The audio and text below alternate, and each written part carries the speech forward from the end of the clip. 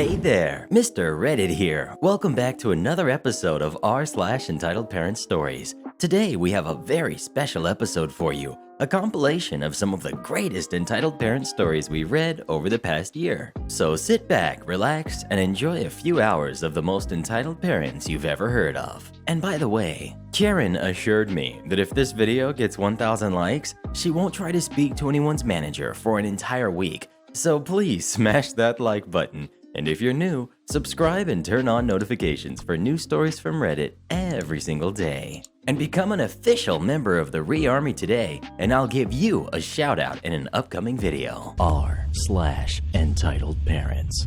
Entitled Parent tries to sue me when I defend myself. This story all begins last year, when I was a senior in high school. I have a lot of stories about high school, but those are other posts for different days. Strap in, it's a long story. Here's the cast. We've got Lisa, B's old friend. We've got Entitled Mom. We've got B, the female dog that hit me. We've got Mother. We've got Friend, Principal. We've got B's boyfriend. We've got me. But when people say my name, I'll be referred to as Alba. So for a start, let me describe myself. I'm a Korean/Irish girl, and I have what people call a ballerina's body, but I have strength in my arms and fists primarily. I also had after this all went down, semi-curly ginger hair that was down my back. I'm pretty extroverted, so I had many friends in school, and B was one of them when I was a sophomore. But when junior year rolled around, I noticed that B was very toxic. She started to control where we would go in the mall when we hung out, where I sat in the cafeteria during lunch, stuff like that. She also acted like she was superior to other people. Many people didn't like her and complained a lot. So naturally, I started to distance myself from her because 1, I didn't like that type of behavior and it was annoying. And 2, I didn't want people I met to associate me with her and think that I acted the same way she did. B did not like this. I guess she liked being in control somewhere in a relationship. B didn't have many friends to work with, so when I started not being her friend, she had nobody to hang out with. During winter break, I learned that she started hanging out with BB, this guy in one of my classes, but I didn't care too much because I didn't know him. By the time we came back from winter break, they were making out in the halls, very touchy and feely. Skip the summer of 2017, I saw B and her boyfriend literally everywhere I went. I went to the fair, and they were there too. I once went to the mall to get a custom-made umbrella for my cousin's birthday. I know, weird, but my cousin has a knack for collecting umbrellas. And lo and behold, B walks in with her boyfriend in tow and walks up to me and says, "Oh, hey Alba, didn't know you'd be here." I was very confused. Now, Redditors, what would a 17-year-old girl and her boyfriend want from a custom shop that only sells umbrellas and other winter items in the middle of summer? And I also knew that she wasn't invited to my cousin's birthday because she didn't even know my cousin. By that point, I was convinced she was following me around. Senior year swings around, and B starts trying to talk to me again, and I was having none of it, considering the obvious reasons. Then, the day before spring break, she said to me, "Alba, I've seen that you've been ignoring me, and I really don't appreciate it. I am such a good friend." Me. Honestly, B, you're really not. You're kind of manipulative. "How can you say that? I'm really good to you." I begged to differ. Then I walked away. She would shoot daggers at me when I saw her after that, and B was also extremely jealous. When B saw her boyfriend talking to a girl, she would walk up to him and say, "How could you cheat on me with this jerk?" Friend, who was still semi-friends with B, had boyfriend's story sent to her by B. Basically, he posted a story on his Snapchat that said, "With the most supportive person in my life," over a picture of him and a girl, and B went nuts. She complained to friend that her boyfriend was cheating on her with who she called that ugly jerkbag. Turns out, that was his sister. Fast forward to May of 2018, when the crippity crap hit the fan. I was partnered up with B's boyfriend in my chemistry class that we had together. B learned about this and went berserk. She had the nerve to come up to me and say, "Keep your filthy hands off my boyfriend, jerk." so a week after that happened, B's boyfriend had to come over to my house to finish the last part of the project. Turns out, B was planning to go to the mall with her boyfriend that day, but he had to cancel to come to my house. B was steaming. So the next fateful day, I was in class with her boyfriend and we turned in our project. We were talking about what grade we thought we'd get when B came in with these huge scissors. Neither her boyfriend or me saw her coming. That day, I was wearing my hair in a low ponytail. At this point, I was growing out my hair, and it was very important to me since I had to shave my head in 8th grade after an accident. I had a hard time reviving my locks, and I was proud. Until then. So, on account of friend, who was also in the class, and her boyfriend, she came up behind me, pulled my hair, and cut it to about shoulder length. At first, I didn't know what happened, but when my brain had processed my snip sound, I knew what had happened. I whipped my hair around and stood up, and there was B, holding my hair in one hand and the scissors in the other. Here's the dialogue. Me: "Did you just cut off my hair?" B then dropped my hair on the floor and said, "That's what you get for messing with my boyfriend, jerk."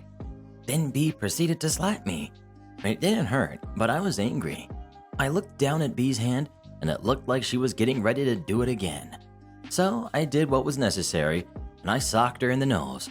All I hear was a deafening crunch and her hitting the ground. Then she started screaming, "She hit me! Get her arrested!" Next thing I know, I was in the principal's office, explaining what happened and all my previous experiences with B while waiting for my mom to get to the school. I was also very emotional because all my hard work to grow out my hair had been foiled. Principal: "So, what you're saying is that B came into the room, cut off your hair, and slapped you because you were doing things with BB, correct?" Me: "Yes, that's about right." "Okay, so how about you wait here for your mother?" 10 minutes later, my mom walks in and starts getting angry when she sees my hair because she knows how long it took to grow it all back. The principal quickly briefs the situation to her and she gets even more heated. Basically, I was suspended for a week. I still don't know why I was suspended, even though I was just defending myself. We were told to come to the school for a meeting with B and her family and all the witnesses the next day. So the next day we walk in and we are guided to a big conference room with a big rectangular table in it. We were seated directly across from B and entitled Mom. They were both shooting us dirty looks. Also, there was friend, B's boyfriend, another friend of B and the principal. Principal recounts B's side of the story first. She accused me of attacking her. When the principal asked why was my hair cut off, B says that she grabbed scissors and cut off my hair so I would stop. There are many reasons why that makes no sense, such as the fact that when the principal came into the room, she was still laying on the floor, so there's no way she could have cut off my hair after I socked her. Also, 26 other people told that she attacked me first. Then entitled Mom speaks up. "That wild animal attacked my daughter and broke her nose. She deserves to be in jail." Then my mom spoke up. "No, your daughter attacked mine and cut off her hair." "That's not true.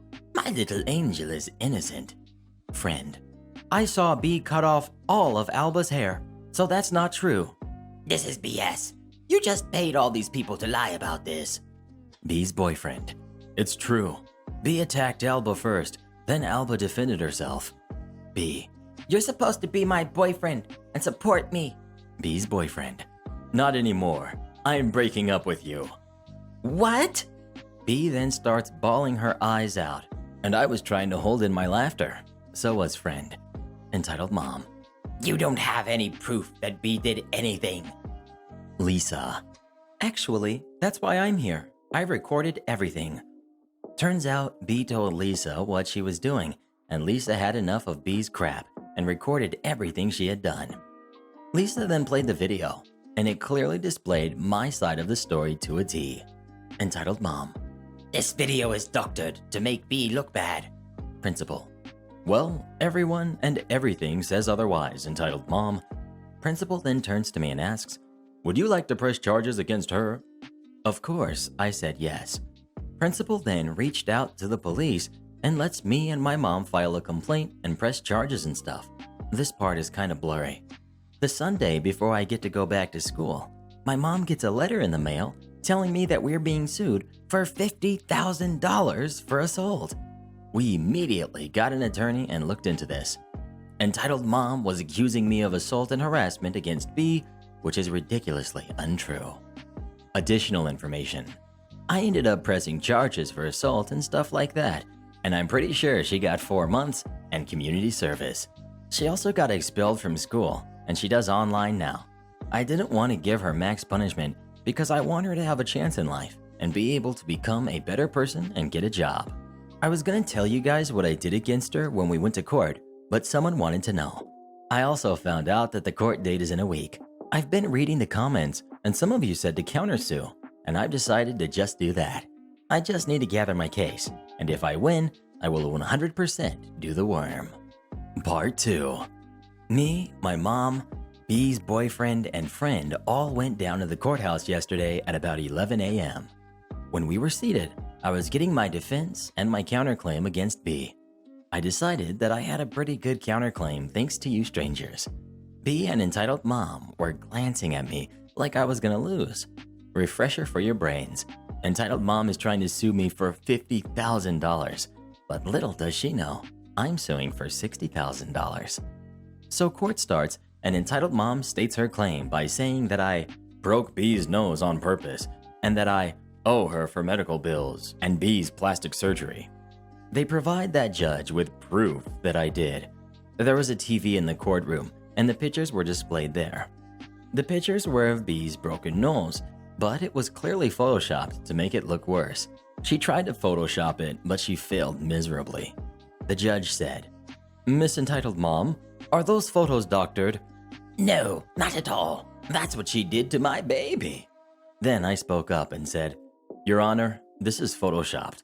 I have a copy of the actual photo." The look of shock on Entitled Mom's face could have powered the entire city for a couple minutes. Thankfully, I had copied the picture when Entitled Mom gave them to me so I could think about what I've done. Entitled Mom tried to intervene and say, Your Honor, you don't have to look at those. Just take my word on it. That one is the doctored one. When the judge looked at my pictures, she asked Entitled Mom, "Why would you bring doctored photos in my courtroom?" They aren't.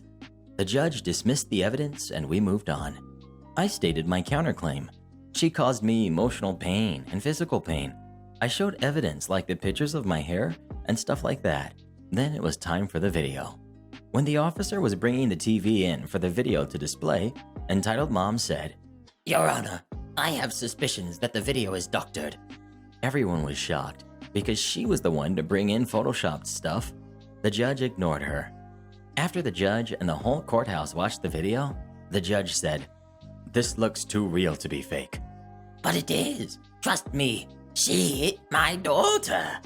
Judge, don't raise your voice in my courtroom. But B doesn't deserve this. She's a good kid and hit no one. Entitled Mom then had to be escorted out of the room. B, I did nothing to Alba. She hit me in the first place. Judge, but I see you cut her hair and assaulted her first. But she had no valid answer for that. We discussed some other things. It was really boring. The lawyers talked most of the time during this part. Then came the verdict. It's Tuesday now, and I'm up $50,000. The judge decided to go from $60,000 to $50,000, and he thought that B's and Entitled Mom's claim was ridiculous. Rightfully so. Entitled Mom actually lost $60,000 because of the court fees and lawyers, and also my lawsuit. I decided against doing the flop in the courtroom, but I did it when I was home. I think I'm going to use the money to go to NC State, which is the college I wanted to go to ever since I was 13. I took a leap year because I couldn't afford it, so come next August, I'll be in school. I'll put the rest away in the bank. Thank you for all the supportive comments. Next we've got knocked unconscious on public transport thanks to Karen. For clarification and understanding purposes, I have a medical condition in which my blood circulation is extremely weak. My average resting pulse is around 45 beats per minute. When I sleep, it can go down to 30 beats per minute, endangering my life. When I am physically active, not resting, etc., my pulse rises to around 60 beats per minute. A pulse of 70 beats per minute for me is like 130 beats per minute for someone with a normal or healthy blood circulation, so I pass out extremely easy. Therefore, I need to be super careful about my movements, actions, and stuff, or else I will get knocked unconscious in seconds of just standing up. I never thought I'd encounter an entitled parent myself, but unfortunately, I did yesterday. It was around 8:30 in the morning. I was riding the bus to university, so I sit there on the bus, listening to music, minding my own business, when all of a sudden someone taps me on the arm. Excuse me, young man. Could you please get up? This is my son's favorite spot on the bus, the entitled mom said. I replied, "What? I'm sorry, but I need this place." Come on. There's plenty of room for you to stand. Just get up and give us the spot. Me, I really can't. I'm sorry. If I get up now, I will... Just get up. You seem fine. Nothing's wrong with you. You're just lazy and don't want to stand. While I'm trying to explain to entitled mom that I have a certain condition in which I need to be careful about my movements because my pulse and circulation is so extremely weak and fragile, she keeps on screaming about how I was stealing her son's happiness and how lazy I am for not standing up for a mother and her kid. I was feeling my pulse rising because of the argument and stress this lady was causing me, and I got extremely anxious. I didn't want to pass out on public transport. Her son looked really uncomfortable through this whole argument and at one point tried to tell entitled mom to just leave me alone. The rest of the bus, of course, caught attention to the situation. All of a sudden, entitled mom grabbed my hand and tried to take my pulse. Your pulse seems fine. What's wrong with you? Why can't you just stand up? Her grip was so firm, it left marks of her nails on my skin. She pulled me out of the seat, leaving me standing on the bus with an already way too high pulse for me and my condition. I tried to walk a few steps to find something to hold on to so I wouldn't fall, but it was already too late anyway, and I fell to the ground, getting unconscious in the middle of a bus. What happened after that, I don't quite know. I got conscious laying wrapped up in a blanket on the pavement, surrounded by paramedics, the police, and the bus driver. They explained to me what had happened while I was gone. The police took statements from entitled mom, some other people on the bus, and the bus driver, and took entitled mom into custody. They asked me if I wanted to give a statement now or later, when I recovered, and if I wanted to press charges, and of course, I absolutely did. All I heard from her after I woke up was just screaming in disbelief and crying. So far, it's sure that entitled mom's health insurance company will have to pay for the ambulance, paramedics, and other following medical bills. All public transport for this specific line was forced to stop for 3 hours just because an entitled mother didn't get what she wanted. Currently, I'm in the hospital under supervision. I'll be released once they're sure my pulse and circulation is a little stronger. They know they can't cure it, but they said they will try to make me at least a little more stable. So far, I'm feeling alright and much better. I'm probably getting released tomorrow evening. I'll update you if I get any updates on entitled mom's charges. After reading up on some insurance stuff, I think it was some kind of umbrella insurance policy, and not only her health insurance. I have no big clue how this works, and I can only go with the info my company provided me. But you guys also gave me some nice input. Big factor to take into consideration about this, I'm German. This happened in Germany. Next we've got, entitled parent tries to get her kids onto business class. In April last year, me and my family had decided to go to Pakistan to visit family. We rarely go since it's an 8-hour flight. It's a super hot country and tickets can be rather expensive. However, this particular time, my dad managed to find some plane tickets for business class, which were relatively cheap, and booked them. This was my and my siblings' first time traveling in business class, so needless to say, we were pretty excited. We get to the airport to check in, go through security, and chill in the business lounge until our flight. We were all in a good mood and were excited to see where we would be sitting on the plane. We were the first group to get on, and we all sat in our seats. just talking amongst ourselves. After we were boarded, economy class then boarded. This is where the story gets a bit interesting. I was sat next to this woman and her kid, and she explained it was her kid's first time going to Pakistan, so she booked business class so they would have a comfortable flight, which I thought was sweet. Shortly after, a woman from economy, entitled parent, walks through the curtains into business class and walks up to the lady, asking her why she is here. She told the woman what she told me, and it clicked that they were family, so I pretended to ignore them. Entitled parent then walks up to one of the hostesses and asks if she can pay to be upgraded to business class. The hostess explained it wasn't possible and went back to her seat. I thought that would be the end of it, but it wasn't. About 5 hours through the flight, my brother needed the bathroom. Both my parents were asleep, and I didn't fancy waking them up, so I took him myself. It took quite a long while since my brother was pretty much messing around and acting up. By the time we came back, we found 2 kids sitting in our seats. I asked them to move since I knew they weren't in business class. The business class section of the plane was small enough that you could basically see everyone who was sitting there. They refused to since they claimed their mother had allowed them to sit here. Not wanting to kick them out myself, I explained the situation to a flight attendant who escorted them back to their parents. I got my brother sat back down with mom and I returned to my seat, attempting to go to sleep. It was then that entitled parent storms in, furious that her kids have been kicked out of business class. She stated that the seats were empty and that me and my brother had stolen their seats.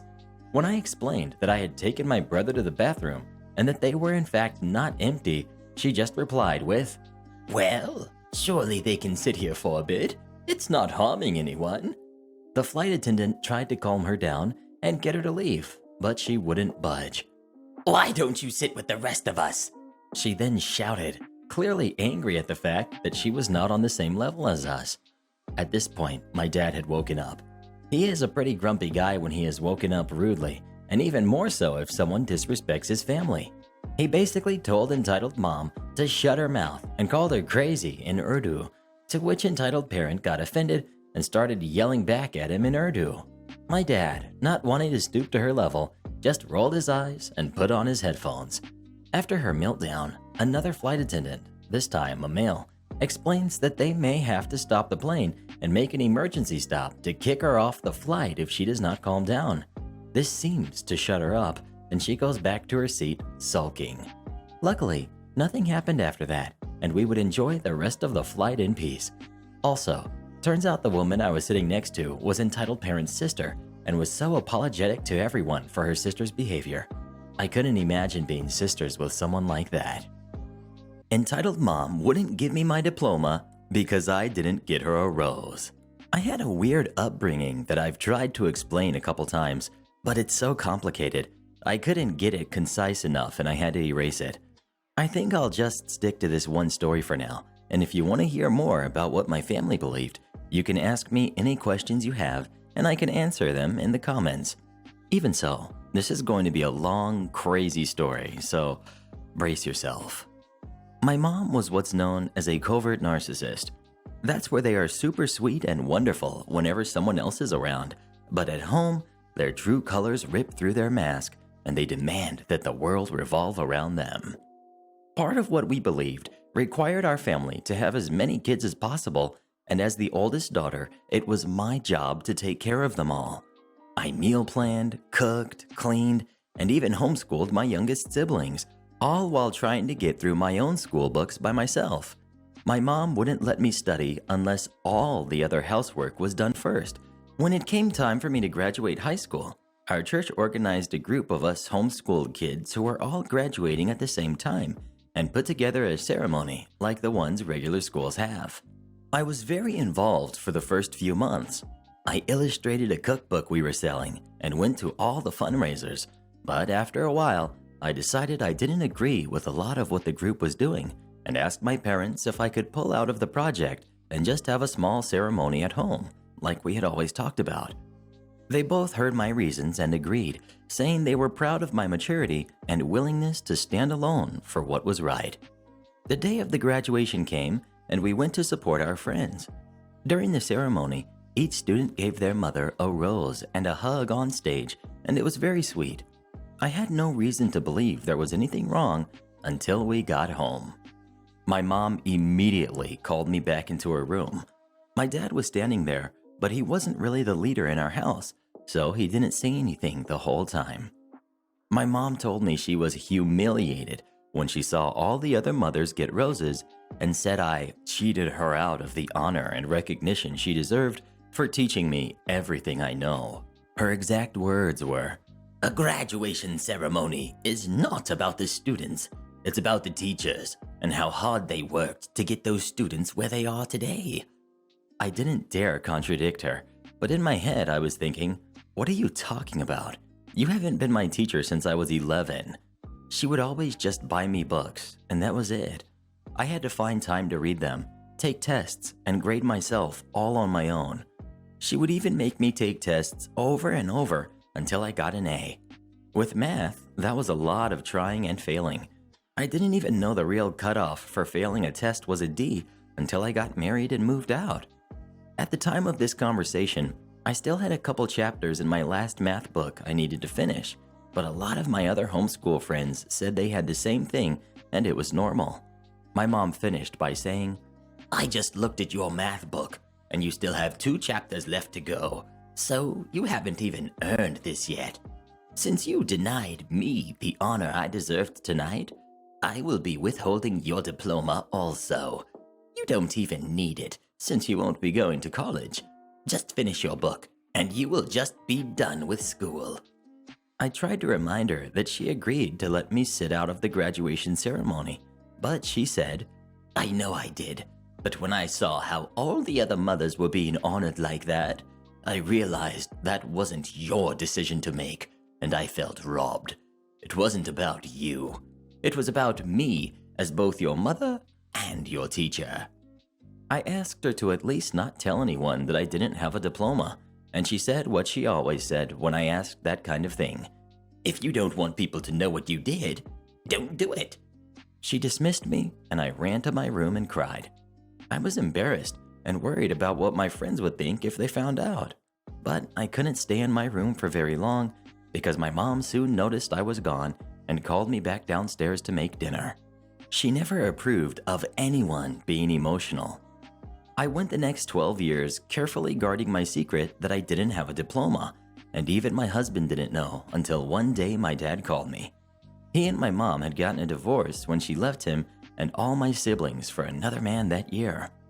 After the drama settled, the whole family was a lot happier without my mom around, and my dad had been going through all the old files, getting everything in order for their new, free life when he found something he thought I would like to have. It was my diploma and my high school transcript. He sent me a picture of them both, and I just broke down crying right there on the phone. He apologized for not standing up for me back then, and I told him I understood and forgave him. My mom mistreated him too, and he was just trying to get through life like all of us. He couldn't accept that. He said, as my dad, it was his job to protect me, and he failed. We had a long talk about all the things my mom did to me, and I was surprised to hear that my dad was largely unaware of most of them. He got really angry on the phone and kept apologizing for not being more aware and present in my life. He was in the military, so he was gone a lot. It was a wonderful talk, and we both cried a ton. He sent me the diploma and the transcript in the mail, and I cried again when I finally held them in my hands.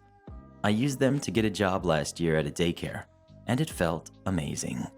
Have you ever been to a graduation ceremony or been part of one? I'd love to hear from you. Please let me know in the comments. Next we've got, I was doomed to fail, so I took my classmate with me. Backstory.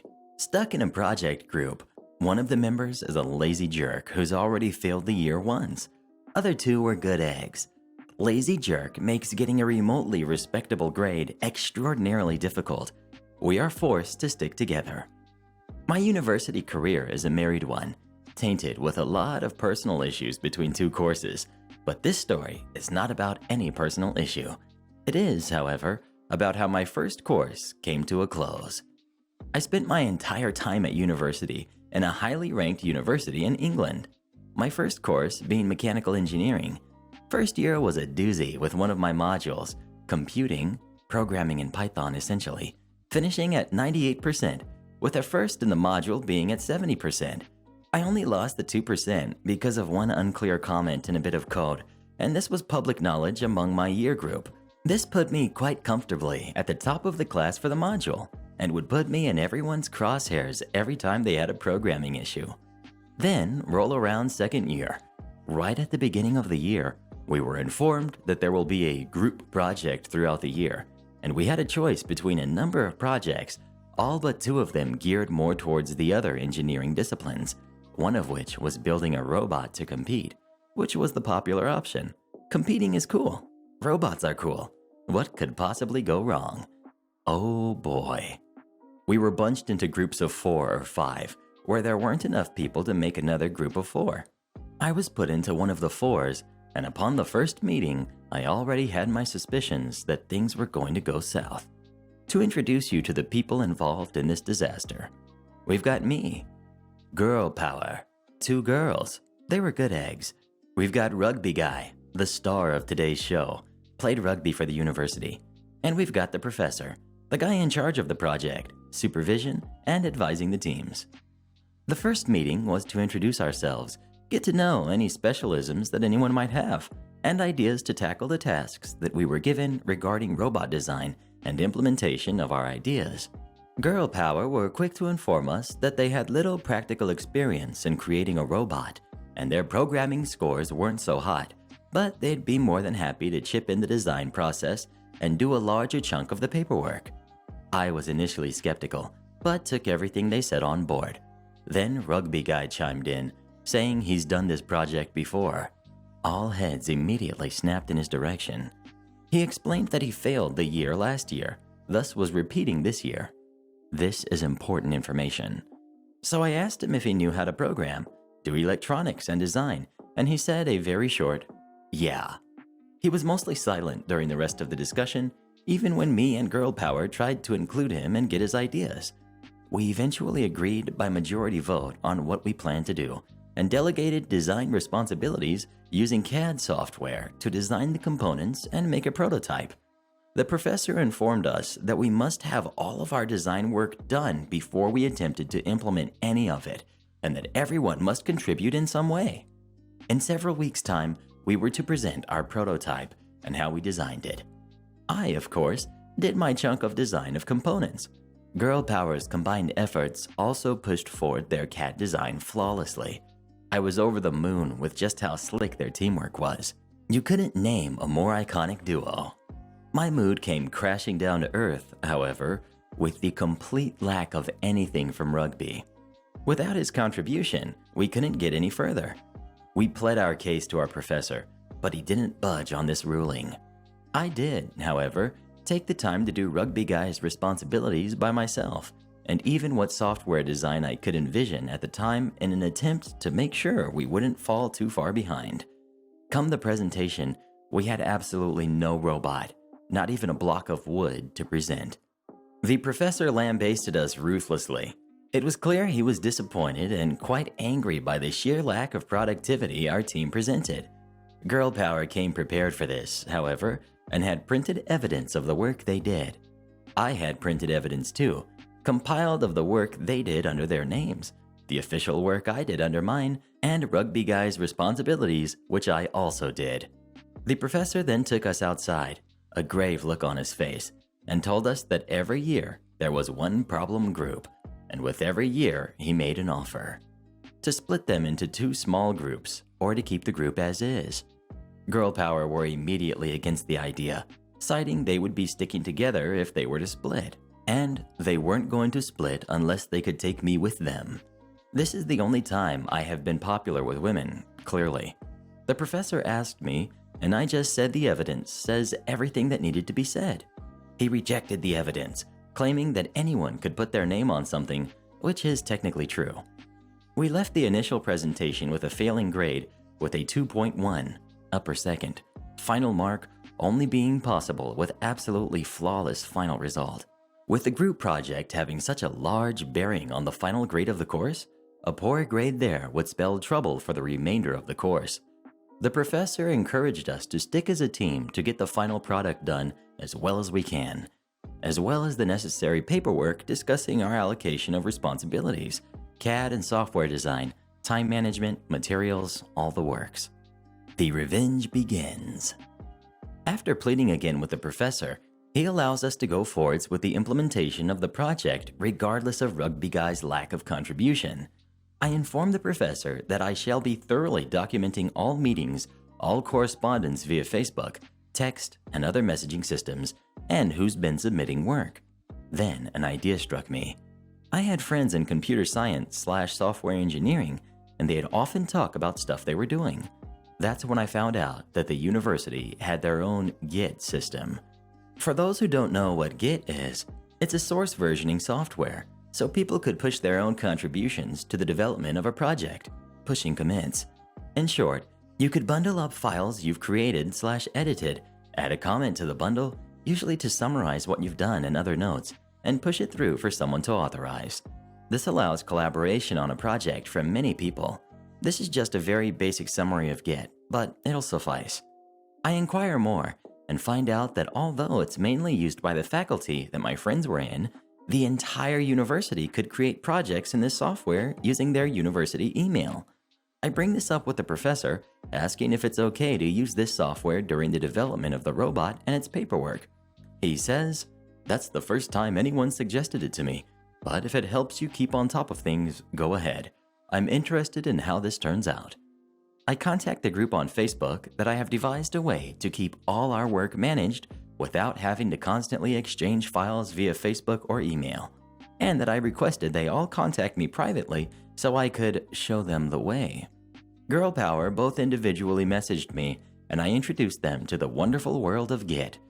Rugby Guy read the message in group chat, but never got in touch with me. I insisted that every little thing we've done, every time we've created or made a change to any file related to the project, we commit and push what we've done to our Git repository. Whether it was whole pages of text or code, or a single sentence or line, it got committed.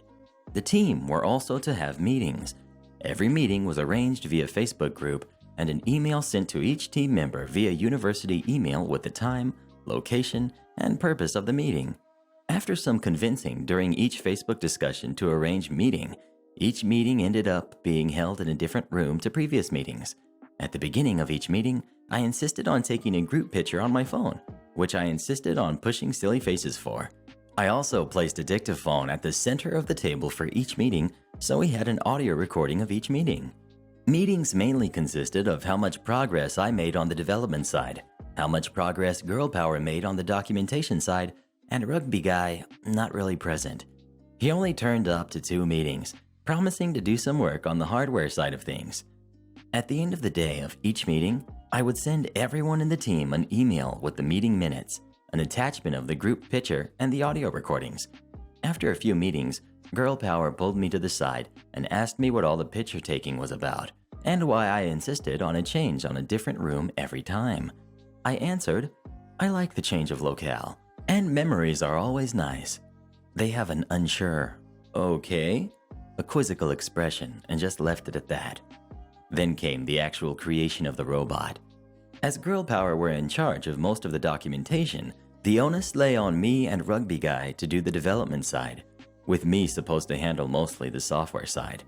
Upon each arrival to the workshop, I would take a selfie of myself outside the workshop and also a selfie with random people in the workshop each time. I would ask for their university email to send the selfie to them as quirky memories. I also took pictures of the robot before and after each time I was in the workshop.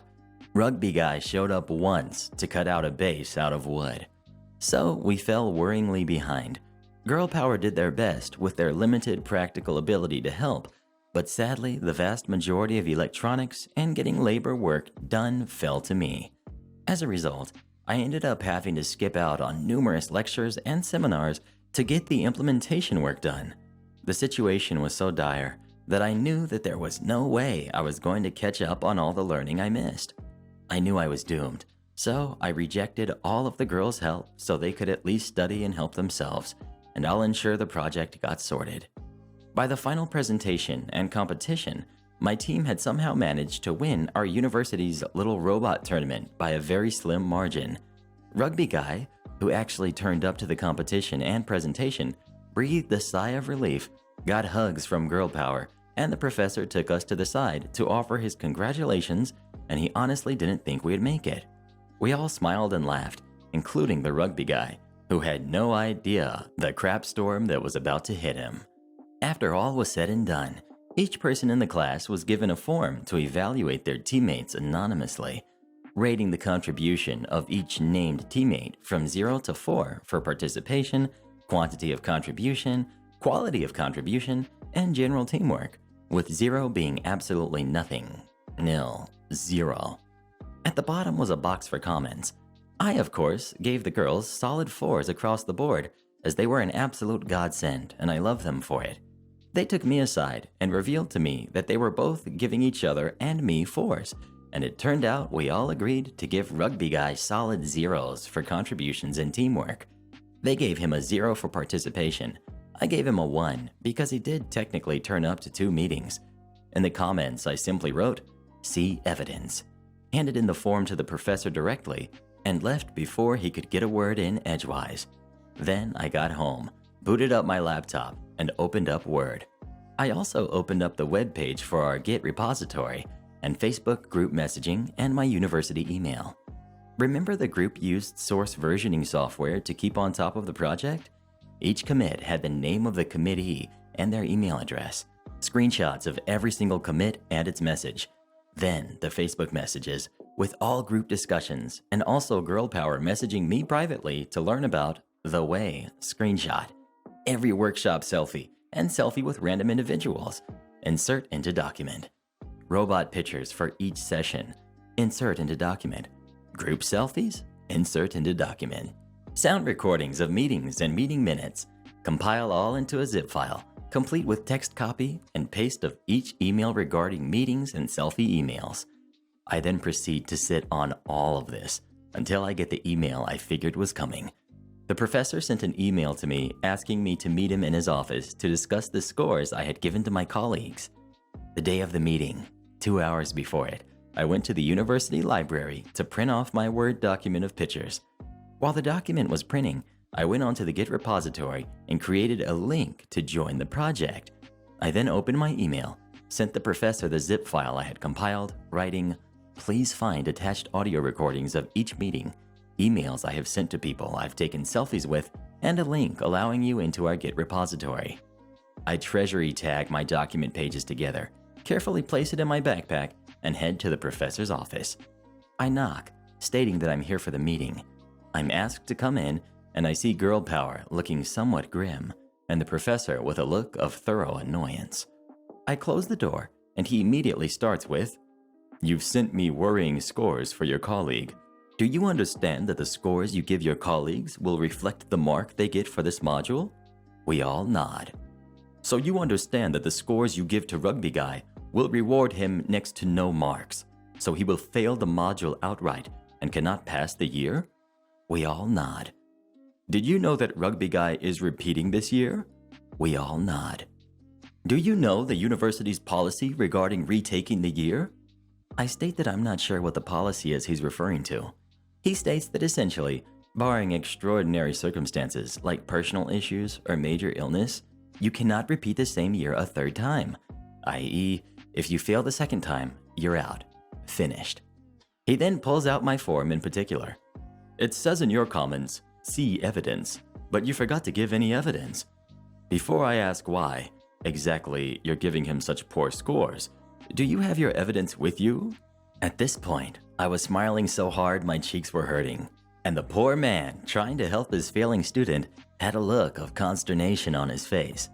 I slid the backpack off my shoulders, opened it up wide, and pulled out hundreds of pages, all bound by tags.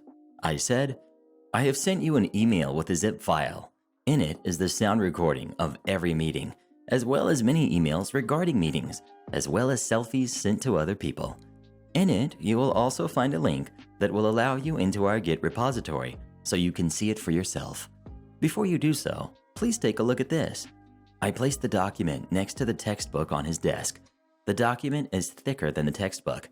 I explained the nature of each set of pictures included in the document, with the professor dead silent throughout the entire explanation.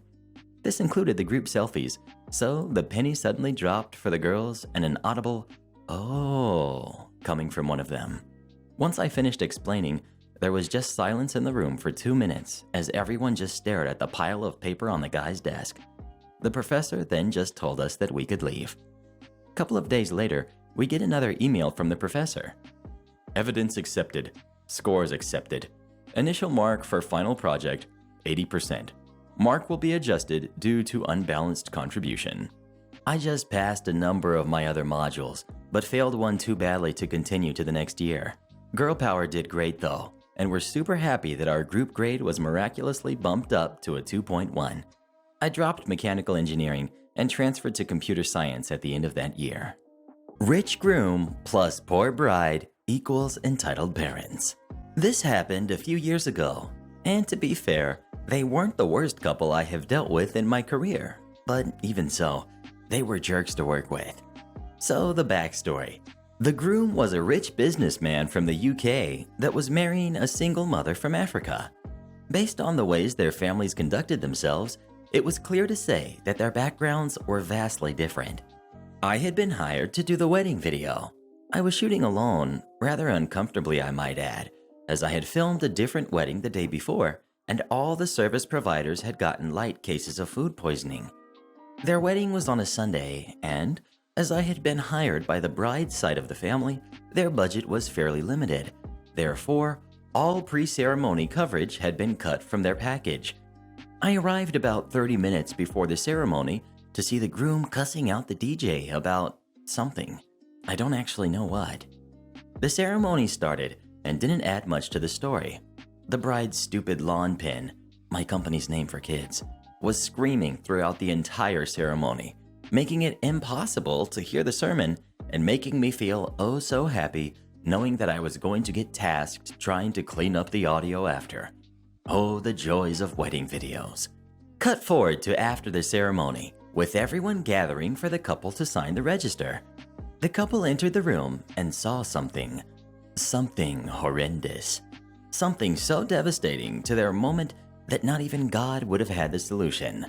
Right there, right where they wanted to sign, there was a book lying on the table. Get the manager straight away! This book has to be removed! The jerk groom yelled to the closest person in earshot. It took me a moment to register what had just happened before I took a step towards the table, simply picking up the book and putting it back on the shelf. So you'd think that would be the end of it, right?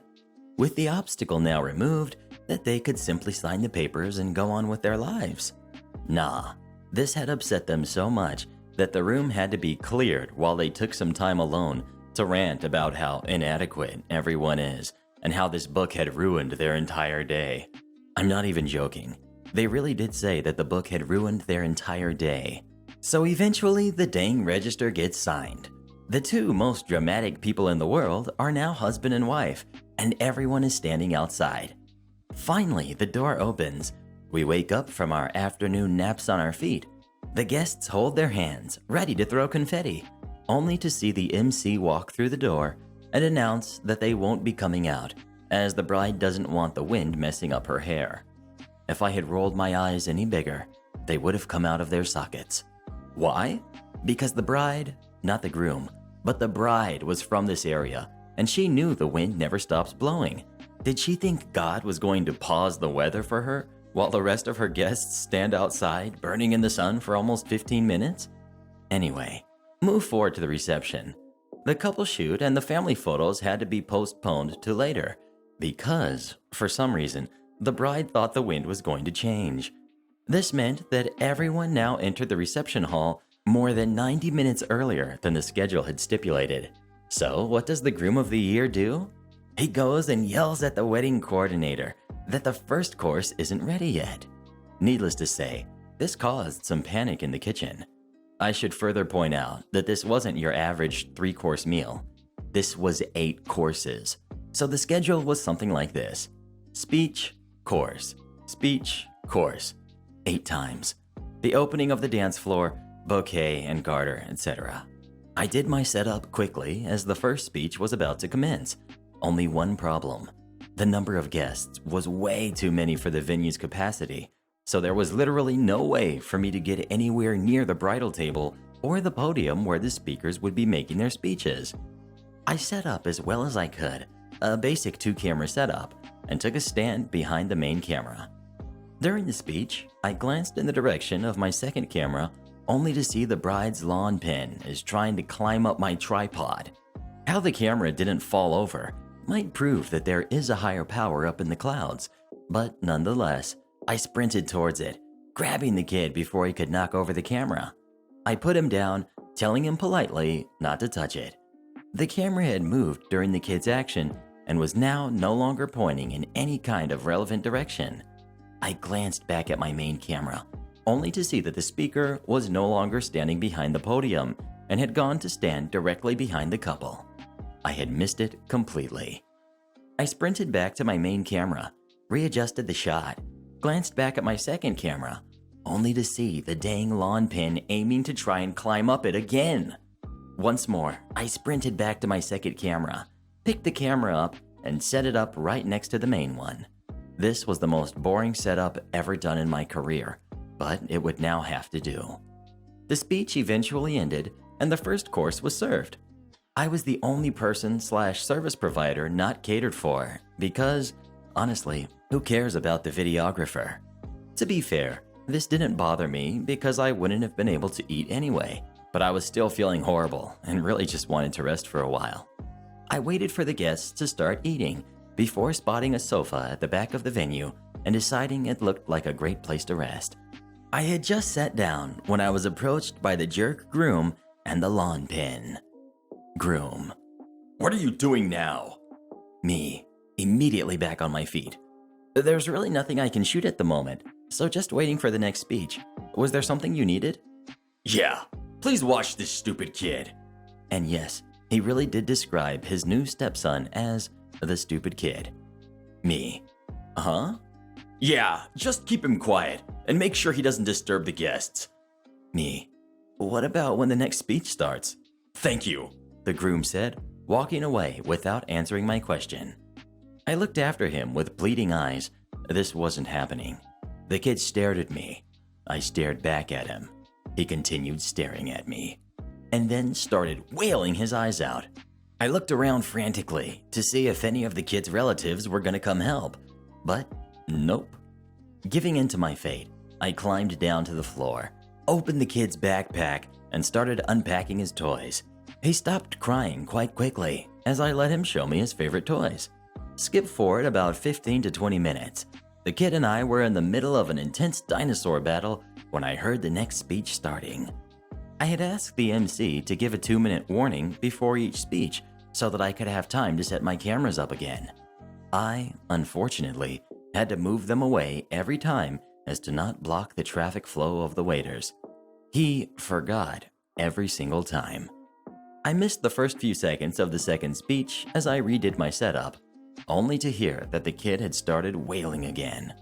I glanced in the direction of the couple, who were both staring at me with daggers in their eyes. I stared back at them with a look that said, "What the heck do you want me to do about it?" and left the kid to cry as I tried recording the second speech. The speech ended, well, I assume it did. The lawn pin was yelling so loud that I never heard it end, but I'm sitting here typing this story, so I think it's a fair bet.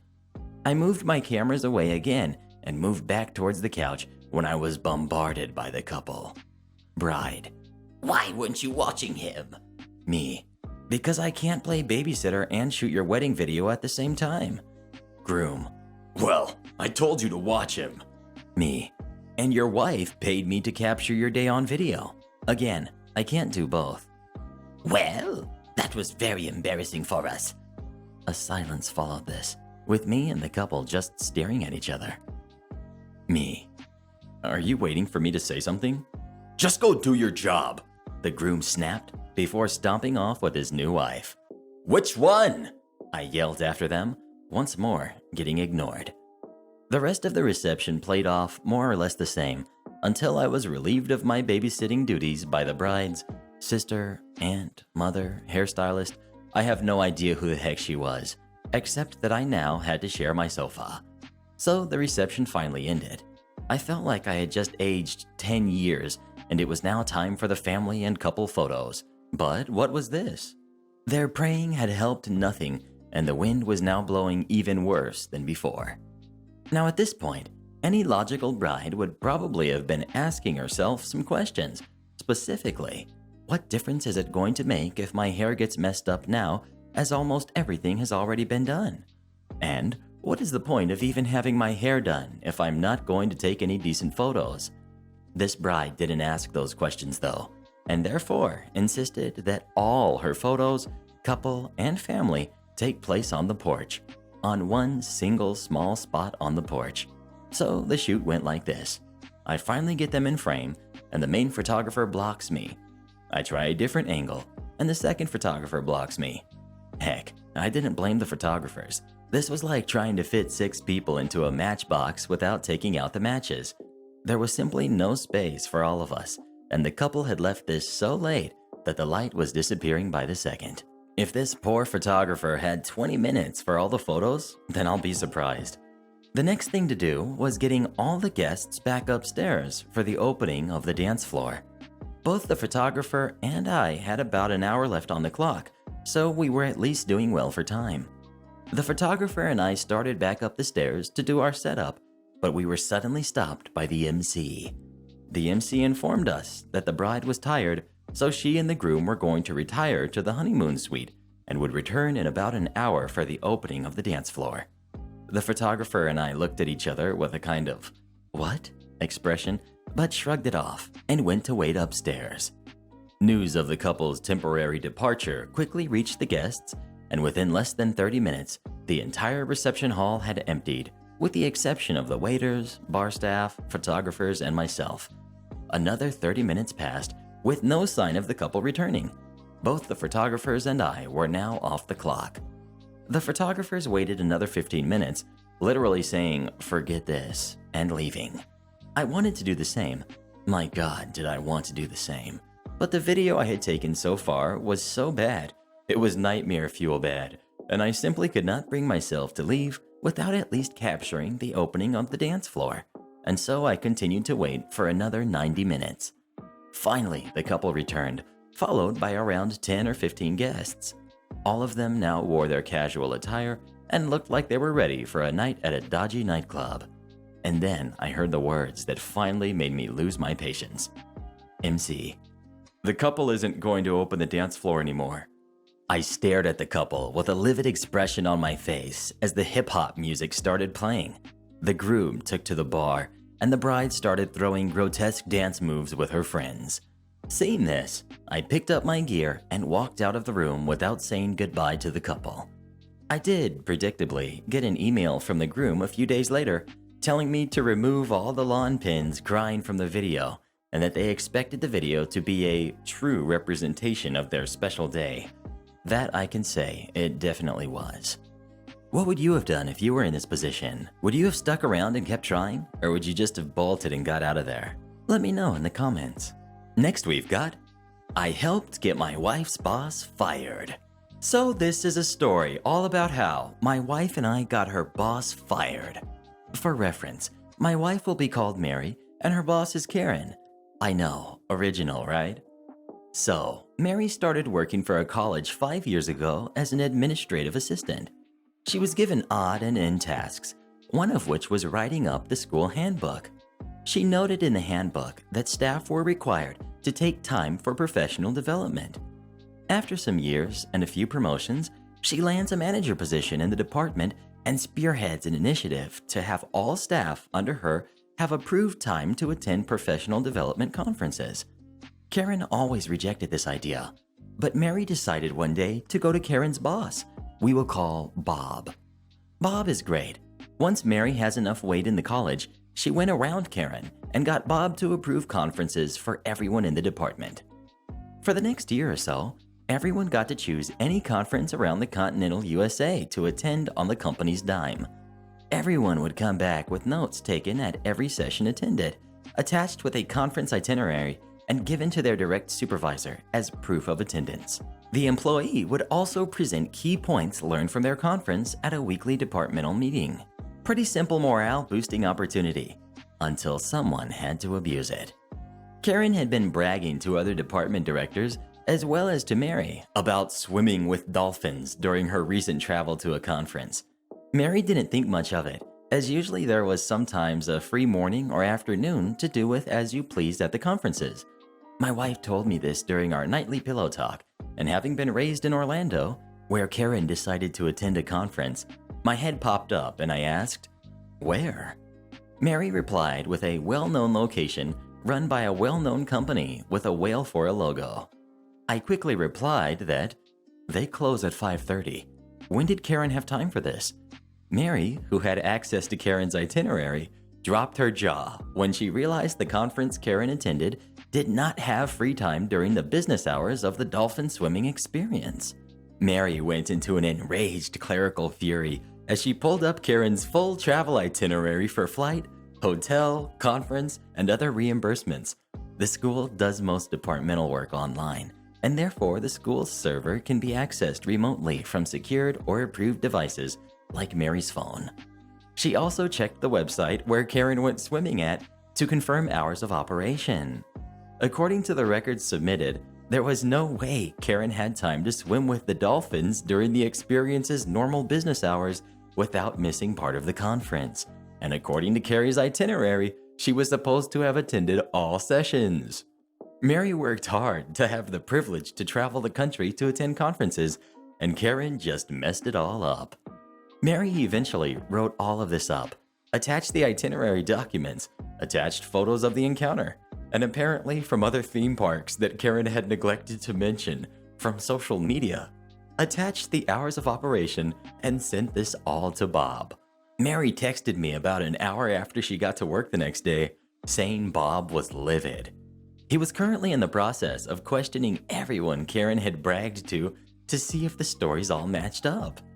A few days later, Karen was fired from the company for only attending one session of the 3-day conference, lying about her report filed, using company funds for travel hotels and food to go play at theme parks, and for submitting a time card to get paid while doing all of that. Although Mary's name was anonymous through all of this, Karen seemed to blame Mary anyways. Karen sent mean and dark texts to Mary several times until the school could send a cease and desist. Worst of all, I guess Karen's husband was a deadbeat, so not only did Karen have to trade in her massive SUV for a smaller vehicle, she had also just signed on a new house only days before she was fired and now had no income to support the said home. I'm not completely cynical. People shouldn't be homeless. But Karen had also taken credit for a lot of Mary's work, made Mary do Karen's workload while Karen went away from her keyboard, and many other instances of foul play I can't remember because there's so much pillow talk. Needless to say, Karen reaped what she sowed. Do you feel bad that Karen's losing her home, or do you think she deserves it? Leave me a comment letting me know, and drop a re while you're at it. Next we've got, I ruined this guy's entire holiday. I work at a call center for a large UK luxury caravan holiday park company. It's actually not a bad place to work, and I have a lot of fun. Like most call center jobs, I deal with a lot of entitled customers, but there's one in particular that totally takes the cake. I spoke to this guy not long after getting the job, probably not even 2 months in. It's a long conversation, but I promise it's worth the read. He called up, and he had turned up to the holiday park and checked into his accommodation, which was an extra wide and extra long 3-bedroomed model. I don't remember the exact name of the unit he was in, but it wasn't our bog standard Caravan. It was a new model and pretty big. I went through my whole introduction and data protection, etc., and asked how I can help. I don't remember the exact conversation, but it went something like this. Entitled Parent. I've just checked into my Caravan, and it is absolutely tiny. It's a joke. Me. I'm sorry to hear that, sir. Have you been to the reception to let them know you aren't happy? It's company policy that the call center aren't allowed to step on the park toes, so any complaints need to be dealt with by the park. But we get so many customers who call us up thinking they'll get a better compensation offer than what the park has given them. Entitled parent. Yes, they aren't going to do anything. They said there aren't any other caravans available, and the only option is to switch to a different park, which is ridiculous. Me. Unfortunately, sir, if we have no other accommodations available on park, there's nothing we can do. I can see you are in an extra wide and extra long accommodation currently, so I doubt we would have anything bigger on the park anyway. Perhaps he cuts me off. We were in a much bigger accommodation last year, and we paid more money this year. I check his previous booking, and he was in a bog standard 2-bedroom unit the previous year. That means his current accommodation is 20% wider and 20% longer than the last year, just with an extra bedroom. Me. I understand you're disappointed, but I've just looked and you are actually in a larger accommodation this year than last year. Unfortunately, unless you would consider switching to a different park and paying the upgrade cost for a lodge, we don't have anything larger available. Entitled parent. This is ridiculous. Let me speak to your manager now. Me. We don't have any managers available at the moment. Have you spoke with the manager on park? I tried. They wouldn't let me speak to the manager. Me. Knowing something isn't quite right about that. Okay, no worries, sir.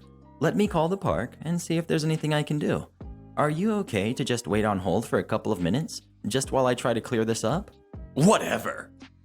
I place the guy on hold and call through to the reception of the park he's staying at.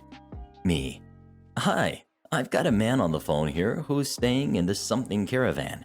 He's not happy because he thinks it's too small, and I'm just wondering if I can transfer him through to a manager. Receptionist. He's already been down today and spoken with our general manager, but he isn't happy with what she said. He can speak with her again if he likes, but he'll need to come down here to speak with her. Me, confused. He just told me you guys refused to let him speak with the manager. I'm so confused. Receptionist. No, he's been down here 3 times now and spoken with her twice. He's also been standing outside of the reception making notes and staring at us for hours today. He wants money, but we've told him he isn't going to get it because there isn't anything actually wrong with his caravan. He just wants a bigger model, which we don't have. I apologize for wasting the receptionist's time and go back to the guy on hold. This is where it gets crazy. Me. Thanks so much for holding there, sir. So I've just spoken with the park, and unfortunately there is no manager currently on site higher up than the woman you've already spoken with. She's the general manager of the park. Well, she's an unhelpful idiot. She was incredibly rude, and she didn't want to help us at all. I want to speak to your manager now! Me. Unfortunately, as per our complaints policy, you do need to deal with this issue with the park. And as they've already explained, we won't issue any compensation to yourself as your issue is a personal opinion. There isn't anything wrong with your accommodation. Your entire company is a shambles. You ruined my holiday. This caravan is a joke. It's a joke! Me. Sir, I will not tolerate you speaking to me like that. I'm trying to help you, and I will terminate the call if you continue to speak to me like that. He continued to scream at me the entire time, but I didn't hear the exact wording. You have ruined our holiday! We paid good money for this! He's honestly breaking his microphone at this point. He's screaming so loud, I can barely understand him. Sir, it is our company policy that you deal with this on park, and I will not tolerate you speaking to me this way. I will sue you! You love ruining people's holidays and taking people's money! Goodbye, sir. I hung up on him at this point. No way in heck am I going to listen to that for $8.50 an hour. I kept an eye on his client profile though. Turns out he did the same thing to the reception staff and police had to be called later that night. Bear in mind, this guy was on holiday with his wife and baby. He is now banned from staying on any of our parks, didn't get to stay for his holiday, and got 0 compensation. Entitled Dad tries to take my $3,000 bike. This just happened a few hours ago, and I'm still fuming after this happened. As the title says, someone tried to steal my bike. Important things to know. I live in the center of Milan, Italy. My school is about 45 minutes from where I live, and I need to take the bus to go and come back from school with a welcome 20 minutes ride to my house from the stop. I'm an avid cyclist, and because of that, my grandmother manages to scrape some money to give me this bike. I don't let anyone ride it because it's the last thing I have remembering her. On to the story. Cast. We've got me. We've got my best friend. We've got entitled dad and entitled kid. The day goes just like normal. I wake up, do my morning routine, and start cycling to the bus stop where I meet up with my closest friend, important, and get on the bus. As always, I attend school. Today was different. When I got to school, I saw one of the mothers that brings her kid to the bus stop. This is entitled kid. We never talked together since we never got along in the previous years, making us basically hate each other. This was strange, as his mother, not entitled, had a very important job in my father's company and always had to be at work on time to have a meeting with my dad. As school finishes, I get to the bus and sit with my friend. As usual, entitled kid gets on the bus and sits as far away as possible from us. As we get to the stop, I see entitled dad waiting for entitled kid. Strange, as he usually goes home alone on foot, but I really didn't think about it until I was walking towards my bike to unlock it. Entitled dad and entitled kid approach me and my friend. The following conversation goes like this. This was all in Italian, so I have to translate some words from my city's dialect that are commonly used. Me and friend are talking about our passion of cycling and start to unlock our bikes. My lock is very old, and sometimes I have to put quite a lot of force to open it. Entitled dad, high-pitched scream. What are you doing? Me. I turn around. What? Why are you trying to steal this bike? Me. It's my bike. Like heck it's not. Stop, or I'll call the police. Me. I lose my temper quite fast. What do you want? This is my bike, and friend can prove it. Friend. It's his bike. An entitled kid perfectly knows it's his. Entitled kid. No, it's not. It's my bike, you little jerk. I get up and show him the key to the lock. Entitled dad tries to snatch it, but I step back and then push him back. Entitled dad lets a scream as if I had hurt someone. Help! He assaulted me. He's trying to steal my son's bike. An important thing is that I'm obsessed with my weight and with my strength and often exercise at the gym to keep in shape. Because of that, I'm pumped as heck, what everyone says about me. This is my breaking point, and I start to yell, both in Italian and my dialect, and shout blasphemies, very common in young people. Friend, who has had anger issues for his whole life, thankfully doesn't lunge at him like he'd do normally, but chases him. Entitled dad gets back up and starts to high grunt heavily and decides it's a good idea to kick me in the abdomen. Since I already lost my temper, I socked him and he started crying like a little baby. Entitled kid also tried to do something, but as he was trying to get me, my friend made him trip. I managed to open my lockout in my back and started to ride away with my friend. Thing is that entitled dad was one of the wealthiest men I knew, and he could have bought the bike for entitled kid with no problem, but instead tried to steal it from me. Unfortunately, since his mother works at my father's company, he was informed pretty straight away and called me, and I explained what happened on the phone and he sided with me. I called the mother and said sorry for how I reacted.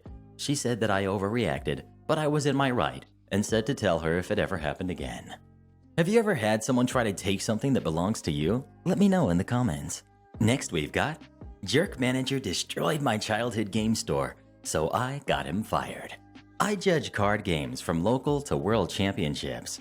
For several games, I was head judge at the world championships. The town I grew up in had a game store. It was ran by a husband and wife, and eventually their kids joined in on the fun. It was a lot of fun.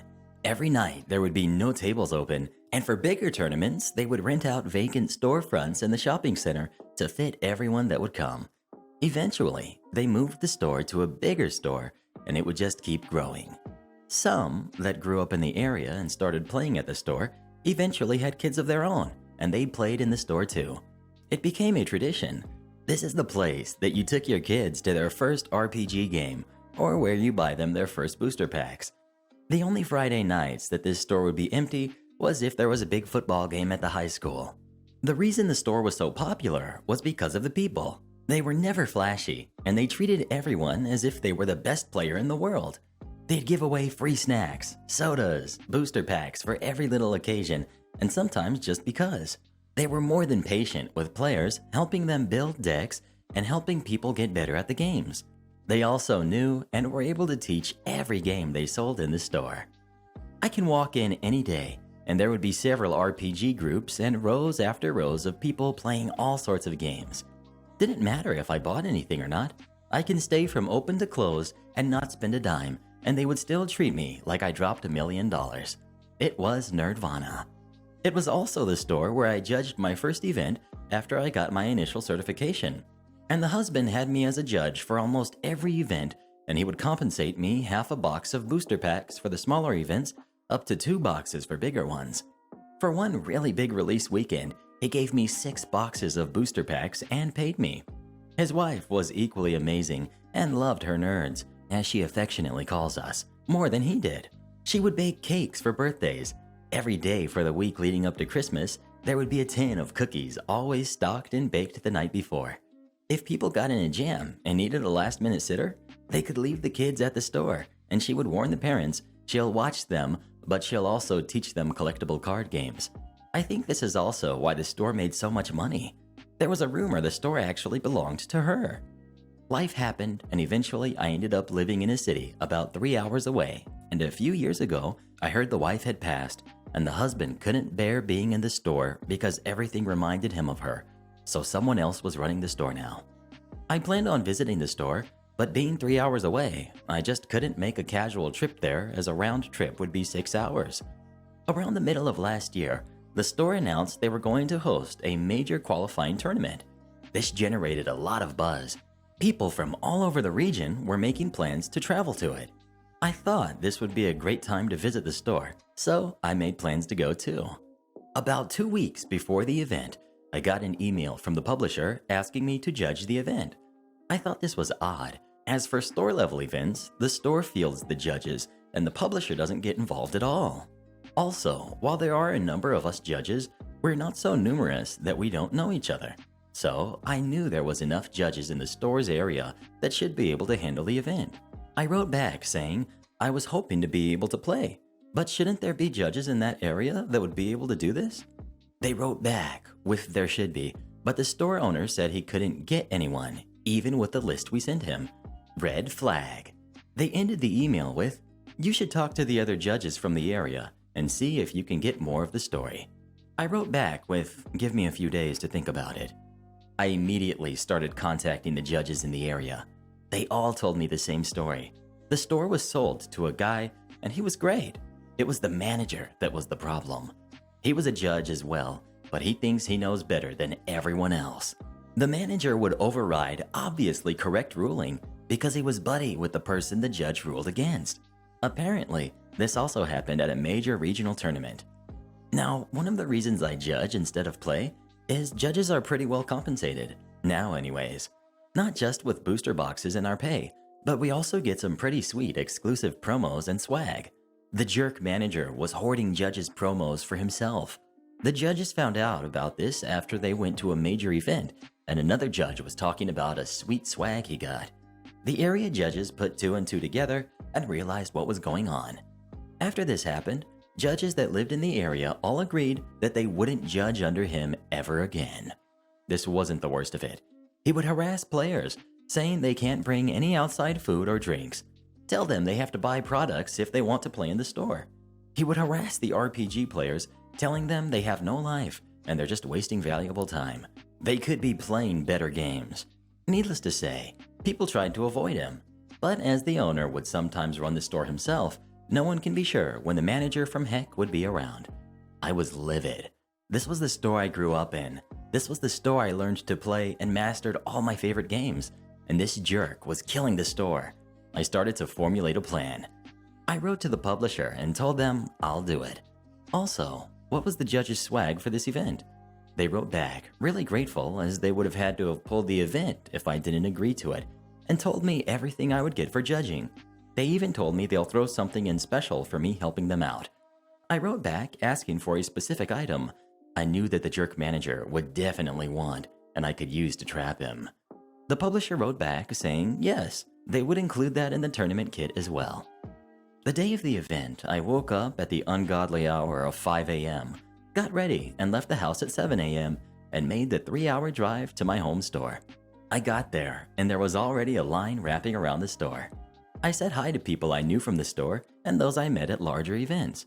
It was like a mini homecoming. I walked in, and the new owner, the manager, and 2 other judges were there and went over the day.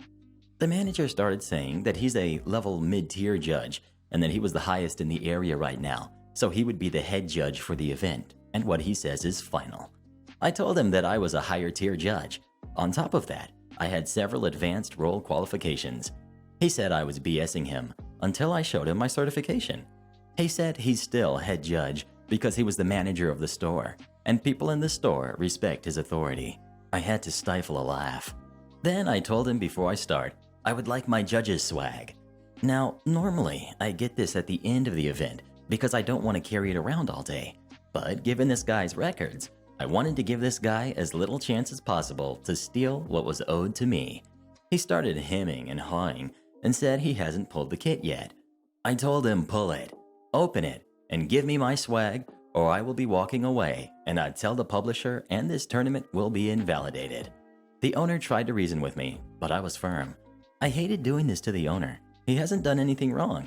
From what I heard, he was trying to continue the traditions and practices that the original owners had established. But I knew I needed to be a jerk to save the store's community from the manager. The manager finally came out and gave me my swag. I looked it over, and I knew this wasn't everything that was promised to me. And I said as much. Then I pulled the email from the publisher that listed everything I was supposed to receive, including the special swag. The manager said he couldn't find it all, and the owner begged me to wait until the end of the event so he could make it right. I stood firm and demanded my stuff. I listed everything, and this time I also listed the special item I requested from the publisher. The manager went pale. The owner looked at the manager and said, "You said you got that when you judged that big event a few months ago." I pulled up the email where I requested the item and where the publisher said it would be included and showed it to the owner. The owner exploded. He demanded to see the entire packing list for the kit, and sure enough, my promised item was in there. Then I told the owner everything the other area judges told me, and the owner got redder and redder. Finally, I told the owner and the manager that unless I get the items I was promised by the publisher, I would call the police and report the theft, then walk out and make sure everyone outside knew what happened. The owner demanded the manager give me what was owed to me. He walked back and brought out everything that was listed in the email, plus the special item that was promised to me. The owner then fired the manager and apologized to me profusely for what had just happened and asked me to please judge. I agreed, started the tournament, and apparently it was the best ran tournament the store had since the change of ownership. No one walked away complaining, all the rulings were fair, and it even ended early. When I got home, I sent an email to the publisher with a tournament report as well as an explanation as to what happened. I also sent a long email apologizing to the owner for my crappy behavior. The owner wrote back saying he understood why I did it, and he was actually grateful as I was able to help him see the truth. The fallout. The jerk manager was stripped of his judge certification. Also, the guys he tried to help cheat were given bans from the game. The owner hired one of the area judges to manage the store, and it's slowly going back to what it was before the reign of the jerk manager.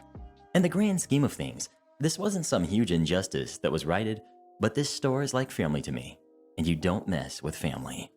Are there any stores that you love as much as OP loved the game shop? Leave me a comment letting me know, and drop a re while you're at it. Next we've got, almost got the law called on me for a stolen receipt. This happened yesterday. I work for a retailer/department store, and on Sunday we're usually not busy. It's also January, so we're really not busy aside from the droves of people coming in to return their Christmas gifts and make a fuss that they can't have cash back if they didn't pay with cash. The usual.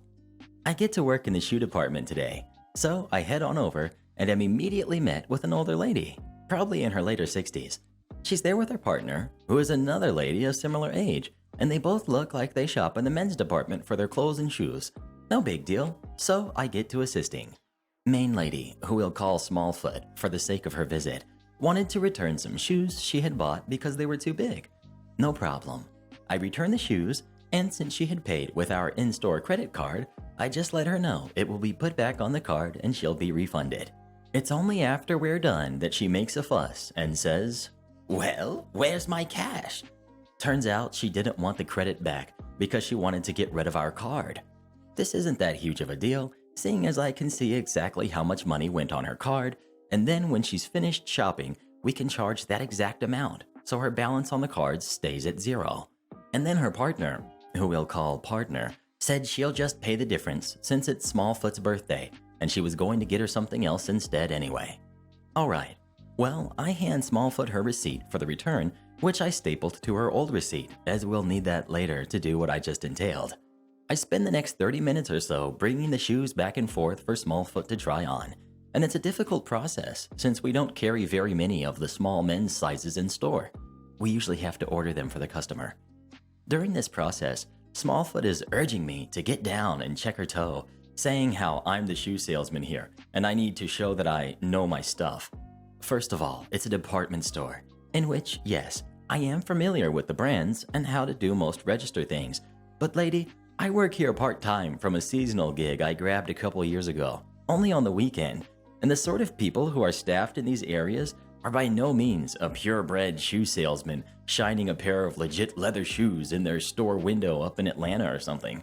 Second of all, I just found this weird since this is something a kid would have done by their parents, pinching on the toes of the shoe and telling them if it's too big or not. Or a wife or husband smooshing up their spouse's shoe in a similar fashion. I wing it just to be a good sport, but like I said, I'm a cashier, and the most I can legitimately do if you have a shoe size question is to put your foot on a metal measure and show you where your big toe is so you can see what to get. Gripe over. Smooshing your toe in the shoe is not going to tell you anything. After we've picked out 2 pairs of shoes for Smallfoot, I get to ringing them up.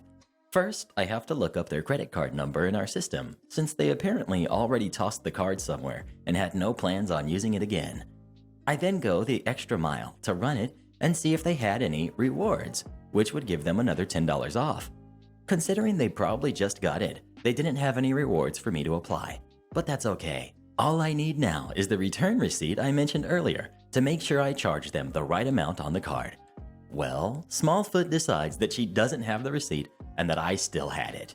I do a double take around my wrap stand, looking under the few shoe boxes we had lying around and glance into some drawers and even the trash can just to make sure I didn't swipe it off onto the floor or something. When I don't find it, I'm like, no ma'am, I don't have it. Could you have left it over there trying your shoes on perhaps?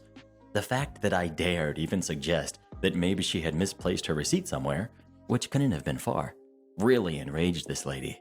She got this really gruff and aggressive sort of way of expressing herself, and she comes around the register and tells me, Let me dig through that trash, because y'all are no good slimy liars stealing receipts. At this point, me and my ringing maid are just speechless. I let her peer around the counter while I dig through the nasty trash can and show her there are no receipts. Smallfoot then proceeds to accuse me and my ringing maid of stealing the receipts. There was a line forming behind this, as it happened by the way, and by the time we resolved it later, they had all gone. However, while they were waiting, I could see their eyes get big as this lady just pitches a fit about how she's going to call the law on us for stealing her receipt and yada yada. Eventually, the voice of reason, partner urges her to check her pockets one more time. Guess where the receipt was? After handing it to me so I can do my thing, Smallfoot claims, I need to walk away. I've got to cool down. Like it was all my fault that she was up in a huff and ruining her blood pressure. I finish up the transaction just as planned with partner, and with a weak smile she claims, so sorry y'all, and heads off to find Smallfoot, who's stalking up and down the aisles now, throwing angry looks at my ringing maid. And that was only my first customer experience of the day. Remember kids, grand receipt theft is a real problem in retail. Karen screams, show me the policy. I work at a fairly popular beauty brand store. I love my work. I've been there for years, and as of now, have no thought of quitting.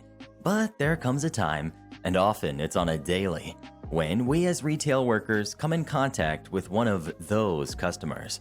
Our cast. We've got me. We've got crazy customer, poor team member, and poor husband. It was a Sunday, a fairly busy one to be exact. Now, this is a little while ago, and I can't be too exact about the promotions going on, but I do remember there was an extra discount if you were a card holder. This comes into play later. I'm manager on duty for the night and making my rounds of the store, checking on customers and making sure my staff are doing okay. I notice we are running pretty low on a lot of stock, particularly our hair care section. We have some boxes in the back, but we sell it so fast it probably won't last us the night. I stock its shelves and make it as full as I can for the time being. Satisfied with my work, I decide I better go take my break before it gets too late or we have an even bigger rush of customers. As I head to the back, I see teammate come out carrying out 4 boxes of the specific hair care we are nearly out of. I let her know I already stocked the shelf, so there is no need to do so. Teammate: "Oh, no, it's not stock, it's for a customer. She wants to buy 24 boxes, but this is almost all we have. I'm going to get the last boxes in the back for her." Me: "Leave the other boxes in the back. You know we can't sell that many to one person, and even if we could, we don't have the stock to hold us over. Let me go speak to her." Crazy customer stands at the cash with poor teammate speaking to her. Poor teammate is Chinese and speaks Mandarin, which crazy customer also does. We have a very diversified team, which is so amazing because there is usually a team member who can speak a different language if a customer isn't fluent. I go up to crazy customer with a smile and a soft voice. Me: "Hi there. I heard you wanted to purchase our hair care?" Crazy customer: "Yes, that's right. I want 24 boxes." Me: "I see. Unfortunately, we are not able to sell that many to a single person, especially with our promotion right now." Crazy customer: What do you mean you cannot? I'm a paying customer. Me: "Oh, I understand, but due to the fact that many people resell products after buying items for a fraction of the cost, we are unable to sell that many. I'd be happy to sell you the 4 boxes teammate brought out though, as she already said she'd give you them." Well, what if my husband buys? Can he get more? I want them all. Me, knowing we had a few more boxes in the back room: "I'm sorry, this is all the stock we have and that I can give you at the moment. We will be expecting a delivery tomorrow. I can ask my stock girl to bring up extra boxes for you specifically." Why won't you just give me them all now? Your employee said there were more. Me: "Ma'am, the policy is we are only supposed to give 2 boxes per customer when there is a sale. I'm giving you 4, which already covers both you and your husband. I'm sorry, but many people love this hair care, and that's why we have a limit." She now starts to go off at poor teammate in Mandarin, which I was later told that crazy customer said I wasn't letting her buy because she was Asian. What? And that the rules were stupid and the whole team was useless. We now have the biggest line and are down to 1 cash. Luckily, I have one of my fastest team members at cash, but that doesn't stop customers from glaring at crazy customer and becoming frustrated. Me: "Ma'am, please don't yell at my staff. The policy is—" What policy? Where is the policy? She yells at me, getting overly close that I nearly have to step back. Me, still trying to sound sweet: "The policy comes from our head office during times when we have sales like these. Normally, I may be able to give you more if 1, it's regular price, and 2, if I had the stock." Give me what I want! I want it all! Give it to me! And show me the policy! Me, beginning to get annoyed, turns my voice a little more stern. "This is all I can give you. If you like, I can give you a few more off the shelf that are already unboxed, and tomorrow—" I don't want to come tomorrow. I want it today. Tomorrow the cardholder deal will end. This is our policy. Show me the policy! Crazy customer smashes her fist down onto the counter. Show me the policy! Show me the policy! Show me the policy! Each time she says policy, she brings her palm down and slaps the counter. She goes back to shouting the same thing she did before at poor teammate, who tries to calm her down with her soft, gentle voice. Customer is having none of it and calls her husband to come in. Her poor husband comes in looking tired and beat. His wife is going off at us and he doesn't even look shocked, nor does he look annoyed with us. Instead, he kind of gives me a look to say, sorry. Me, ma'am, I'm going to ask you again. Please don't yell at my staff. You can yell at me, but there is no reason for you to yell at them. Also, if you want the hair care, then please buy it or refuse what I can give you and take none of it. The choice is yours. I'm finally over with this situation, just as everyone else in the store looks to be. The customer decides that yes, she's going to take the shampoo and take me up on my offer of taking a few more out of the box products. Not sure she understands the concept of a few more, as she scoops them all up off the shelves, leaving them bare, and even goes as far as taking the few we had on our display. I'm taking these too. I nod, knowing those display products have been sitting there for months, and if she wants old products, then so be it. Poor teammate helps me bag the hair care as I ring up her purchase. Although their purchase is way over the limit, I have some satisfaction knowing I still had a few boxes in the back for the shelves and other customers that I would stock later when they left. Poor husband pulls out his credit card and pays for the purchase, saying thank you to me. I smile, feeling bad for him, and wish him a good night. Crazy customer is still huffing as she counts her hair care one by one, as though I might have ripped her off. When she is finally done, she has her husband pick up the bags and she storms off. The husband somewhat fumbles while picking up the bags, and I let him know that if he needed to make 2 trips, we would watch them for him. He kindly refuses and says thank you again before leaving. Poor teammate turns to me, shock on her face. Me, who is annoyed, starts to laugh and just shake my head. I ask for someone else to come on cash so she and I can step away. I tell her she did a great job, thank her for keeping her cool, and that she could go take a small break to calm her nerves. Teammate tells me she is sorry and wished she never told crazy customer we had extra boxes in the back. She wasn't thinking of the rules at that moment, just the sale. I tell her she's fine and ask if she could restock the hair care. Finally, it was time for my much-needed break. About a year passed before I saw crazy customer again, and to be honest, I'm surprised she even came back. Twice so far, to be exact. The first was to pick up some lotion that she had multiple coupons for. I let the staff know that even though they weren't to use more than 1 per day, to just do it so we could avoid a fight. The second was of course right at close, and we had to wait extra for crazy customer to leave, but she didn't give us any more trouble. This story became a good chuckle amongst the team working that night. If you were a cashier, would you ever bend the rules just to avoid a fight with Karen? Let me know in the comments below. Next we've got the day I gave my 4 weeks notice. I came to the store on a Wednesday morning to hand in my 4 weeks notice, but when I got there, my colleague was working the checkouts and the customer service by herself. The manager was handling the safe, so she couldn't come and help, and we had to wait for another colleague to finish the unloading of the truck. So, me being a great colleague, I helped the only customer at the customer service to make sure she didn't have to wait for at least 10 minutes to get a pack of cigarettes. And just when I closed the customer service, Karen came around the corner. The customer service does have a little checkout for people with baskets, which Karen had. However, it was closed, and since I was off the clock and I had an appointment later that morning, I was not going to open that checkout for her. Mind you, I had been chatting with the other customer for a while, and around 8 to 10 minutes had gone by at that point. And since I was in my raincoat, which is not even close to the work attire, I thought she would understand the circumstances given the huge line at the other checkout. Okay, on to the actual conversation. We've got me, we've got Karen, we've got Nice Lady, and the manager. Karen puts the close sign in the magazine rack, opens up the exit, and puts her stuff on the counter, aka opens up the checkout herself. Me. Oh, I'm sorry, miss. The register is closed since I'm off the clock. My colleague asked me to help this lady real quick, since no one else could at the time, but there should be someone here in 2 minutes max to help you out. Karen. How dare you? I am a loyal customer, and you cannot treat me like this. I am a widow, and I have to do everything by myself. You are going to help me right now, and I will not take no for an answer. I have always worked for my boss without getting paid. Manager.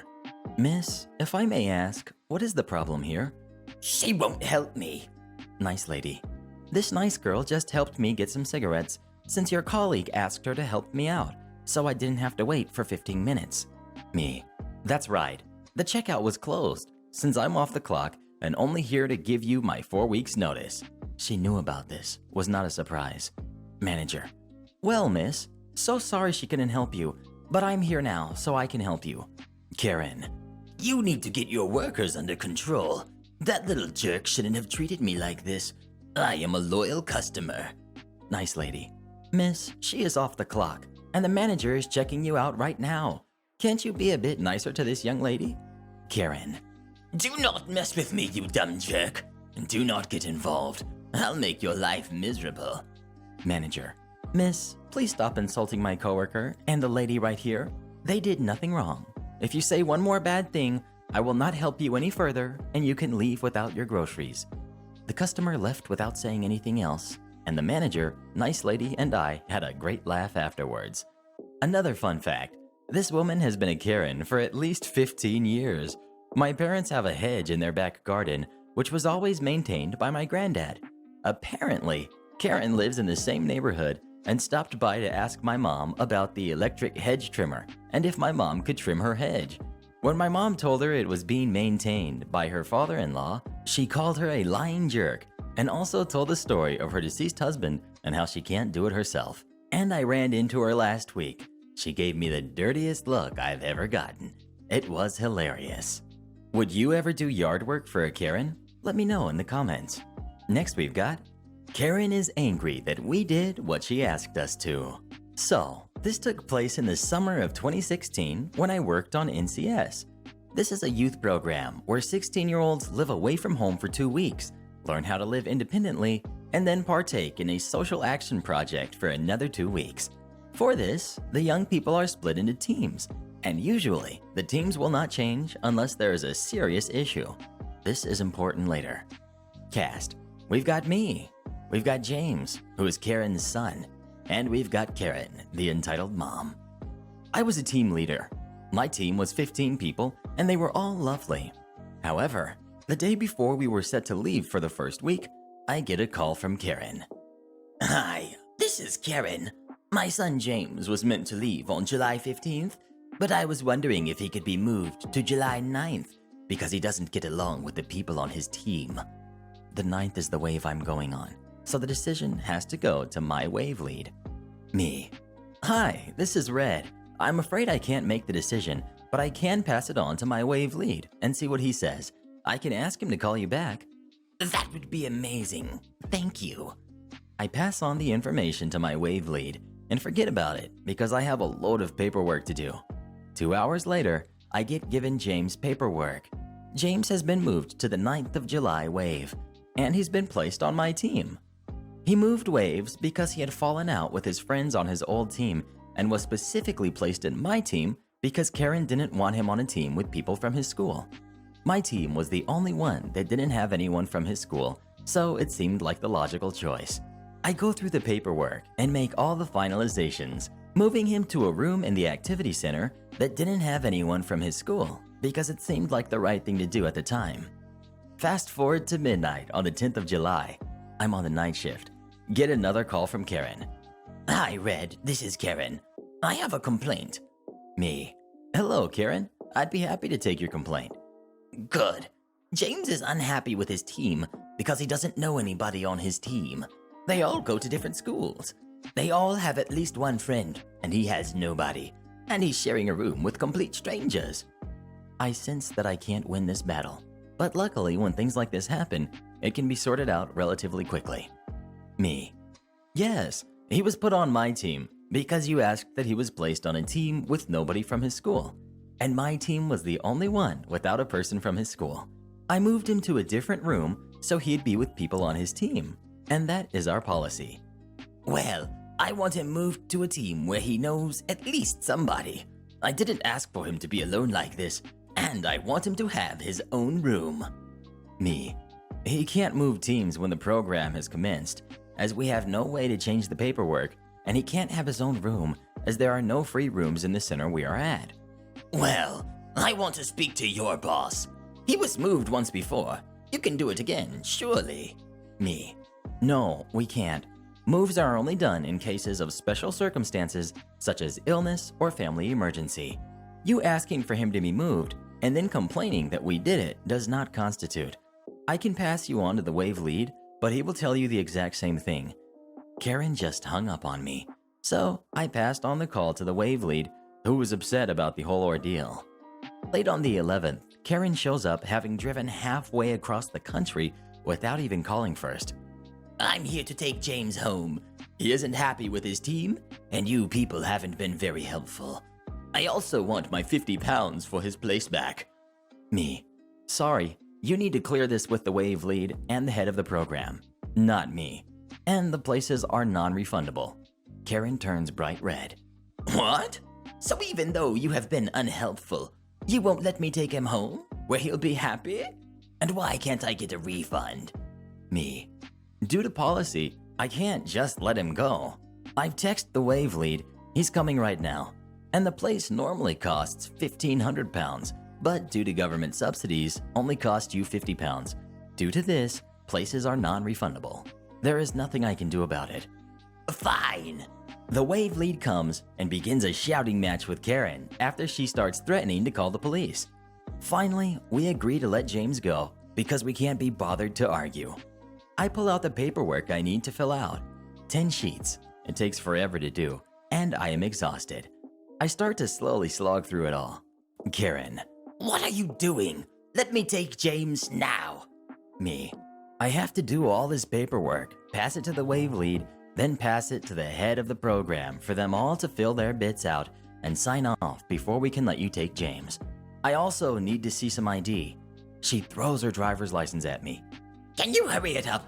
It took me 5 hours to drive here. I want to take James and go home. Me. If you'd called ahead and told us you were taking him, the paperwork would have been done by the time you got here. I have to fill it out right, or it'll look like I lost him. I'm sorry that us accommodating your wishes for James to move have caused these issues for you, but I'm running on 2 hours sleep, and I'm due to clock off in an hour, so this inconveniences me as much as it does you. This is ridiculous. I'm calling the police. Me. Do it. She calls the police while I sit there doing the paperwork, and they arrive just as I'm finishing the last piece, passing it on to my wave lead. I tell them the same thing I told Karen, and they understood completely, and stay to keep her calm while we finish the paperwork. 2 hours after I was meant to clock off, James and Karen leave, and I treat myself to a nice cold can of Coke. Next we've got Karen calls us brats for not giving her and her kid our seats. Cast. We've got Entitled Mom, we've got Innocent Kid, we've got Entitled Mom's hubby, Entitled Mom's daughter, my friend, and me. A little backstory. Both my friend and I have a membership at our local cinema. Apart from getting discounted tickets and candy stuff like popcorn, drinks, etc., we also get 2 courtesy monthly tickets to watch whatever we want. Whenever you buy a ticket, you also book a specific seat. This will be important later. This time, my friend offered to use her free tickets, went online, and got the tickets. She made sure we got good seats, well over 2 days in advance. Anyway, the day comes and we get to the cinema. We buy popcorn and the drinks, headed to the screen room. The room was packed, and I really mean packed. There were a few seats left, but since we had booked tickets in advance, we weren't worried. We should have been. When we got to our seats, much to our surprise, we find Entitled Mom and Innocent Kid were set in our seats. I should also mention there were 2 more empty seats next to ours. This will be important later. Had the room not been so full, we would have probably sat elsewhere. But since there were very few seats left, and those would most likely be booked already anyway, we politely asked the mother to move. The conversation went like this. Me. Ma'am, these are our seats. Could you give them back, please? Entitled Mom, looking thoroughly displeased. Oh, can't you just sit elsewhere? These are the only 4 seats that are together, and we want to be sat with my husband and daughter. They had gone to get popcorn. Me. No, ma'am. We won't take random seats because the cinema is packed and seats are pre-booked. However, we could switch with you if you want. Entitled Mom, pulling a face. There's people in my seats already. That's why I took these. Me. Well, that's not my problem, ma'am. If my friend and I sit elsewhere and the owners of those seats come, we'll have to give them up, and then we'll be left without seats. Entitled Mom rolls her eyes at us, grudgingly picked her stuff up, and she and her son moved to 2 of the 3 empty seats on the row behind us while we took our seats. So far, so good. Anyway, my friend and I got settled and got talking while we waited for the ads and the movie to start. We heard nothing from Entitled Mom and her kid until hubby and daughter appeared. The husband asked if she hadn't managed to get them seats together, which essentially made us doubt her story about their original seats being taken by other people. And Entitled Mom went ballistic. She said that, yes, she found 4 spaces, but had to leave because of us, 2 entitled and selfish brats that wouldn't allow her to take the empty seats so they could sit together as a family.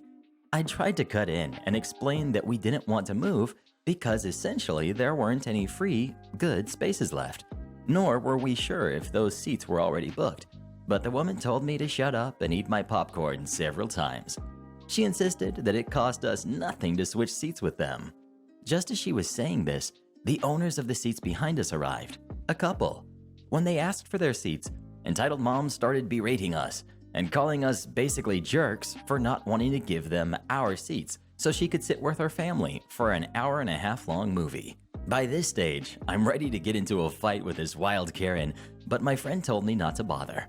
The poor couple saw that they'd be getting into problems if they dared ask for their seats, so they preferred to go and search for empty seats elsewhere. Since the row behind us only had 3 empty seats, Entitled Mom proceeded to sit on the aisle for the whole movie and made snide comments about us until the movie started. Thankfully, my friend was there. Otherwise, I would have most likely gotten into another argument with Entitled Mom. When the movie ended, we quickly got our things and left. Entitled Ann thinks that because we are family, I'm her personal servant. Backstory. I was 15 and I got my first job. I worked at a commissary as a bagger. For those who don't know what a commissary is, it's a grocery store/restaurant on a military base. Remember that part.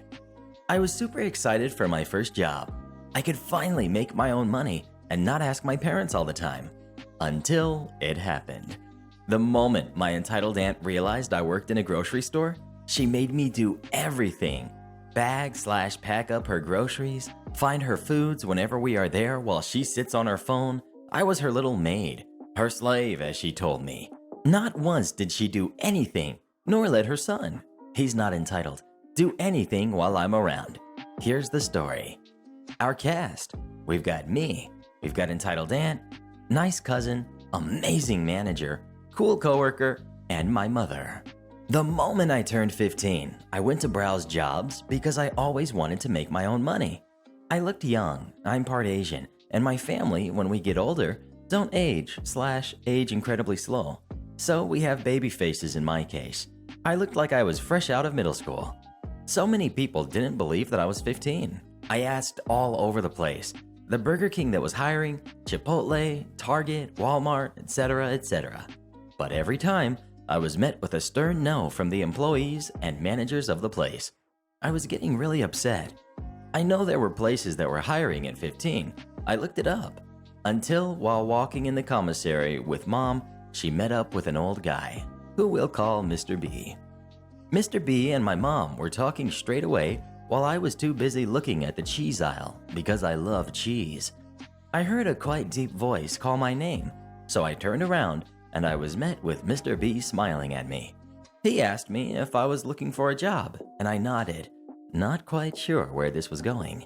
He said that they could always need some more baggers. For those who don't know what a bagger is, it's where people bag your food, put it into your shopping cart, and take you out to their car to put it away. My mom thought that was a fantastic idea, whereas I was a bit hesitant. Grandma and Mr. B were close.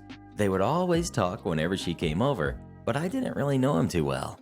But my mom got the paper from him, told me to fill it out when we got home, and that's exactly what I did. Now the fun begins. I worked there Wednesdays, Fridays, Saturdays, and Sundays. There were a bunch of people constantly, so many customers. It was quite fun working in a fast-paced workplace. I was a couple months in already, so I got to the point where I was one of the best baggers there. Quick, polite, fast, and I always stayed in my lane. There were 19 lanes. Number 1 lane was the fast lane. only one bagger was stationed there, but you get a total of over $200 staying from 8 a.m. to 3 p.m. As a bagger, you worked in groups of 3. I worked with older teenagers, but we were all cool. We worked on rotation, so whenever we get tipped, we won't be confused on who gets the money.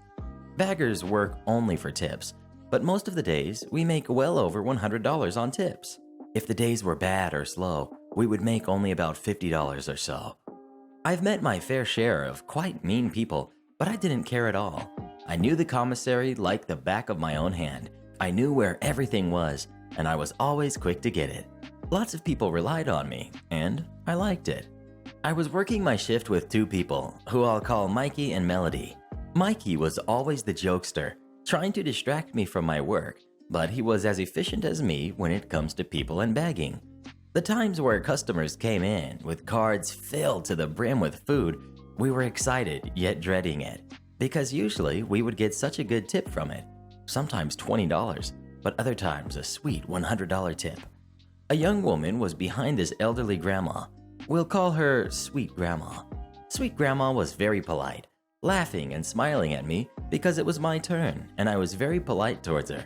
We joked a lot. We asked them, paper or plastic? And whenever we got the answer as paper, we would be seething because it would take too long to open it and double pack it and it was crazy.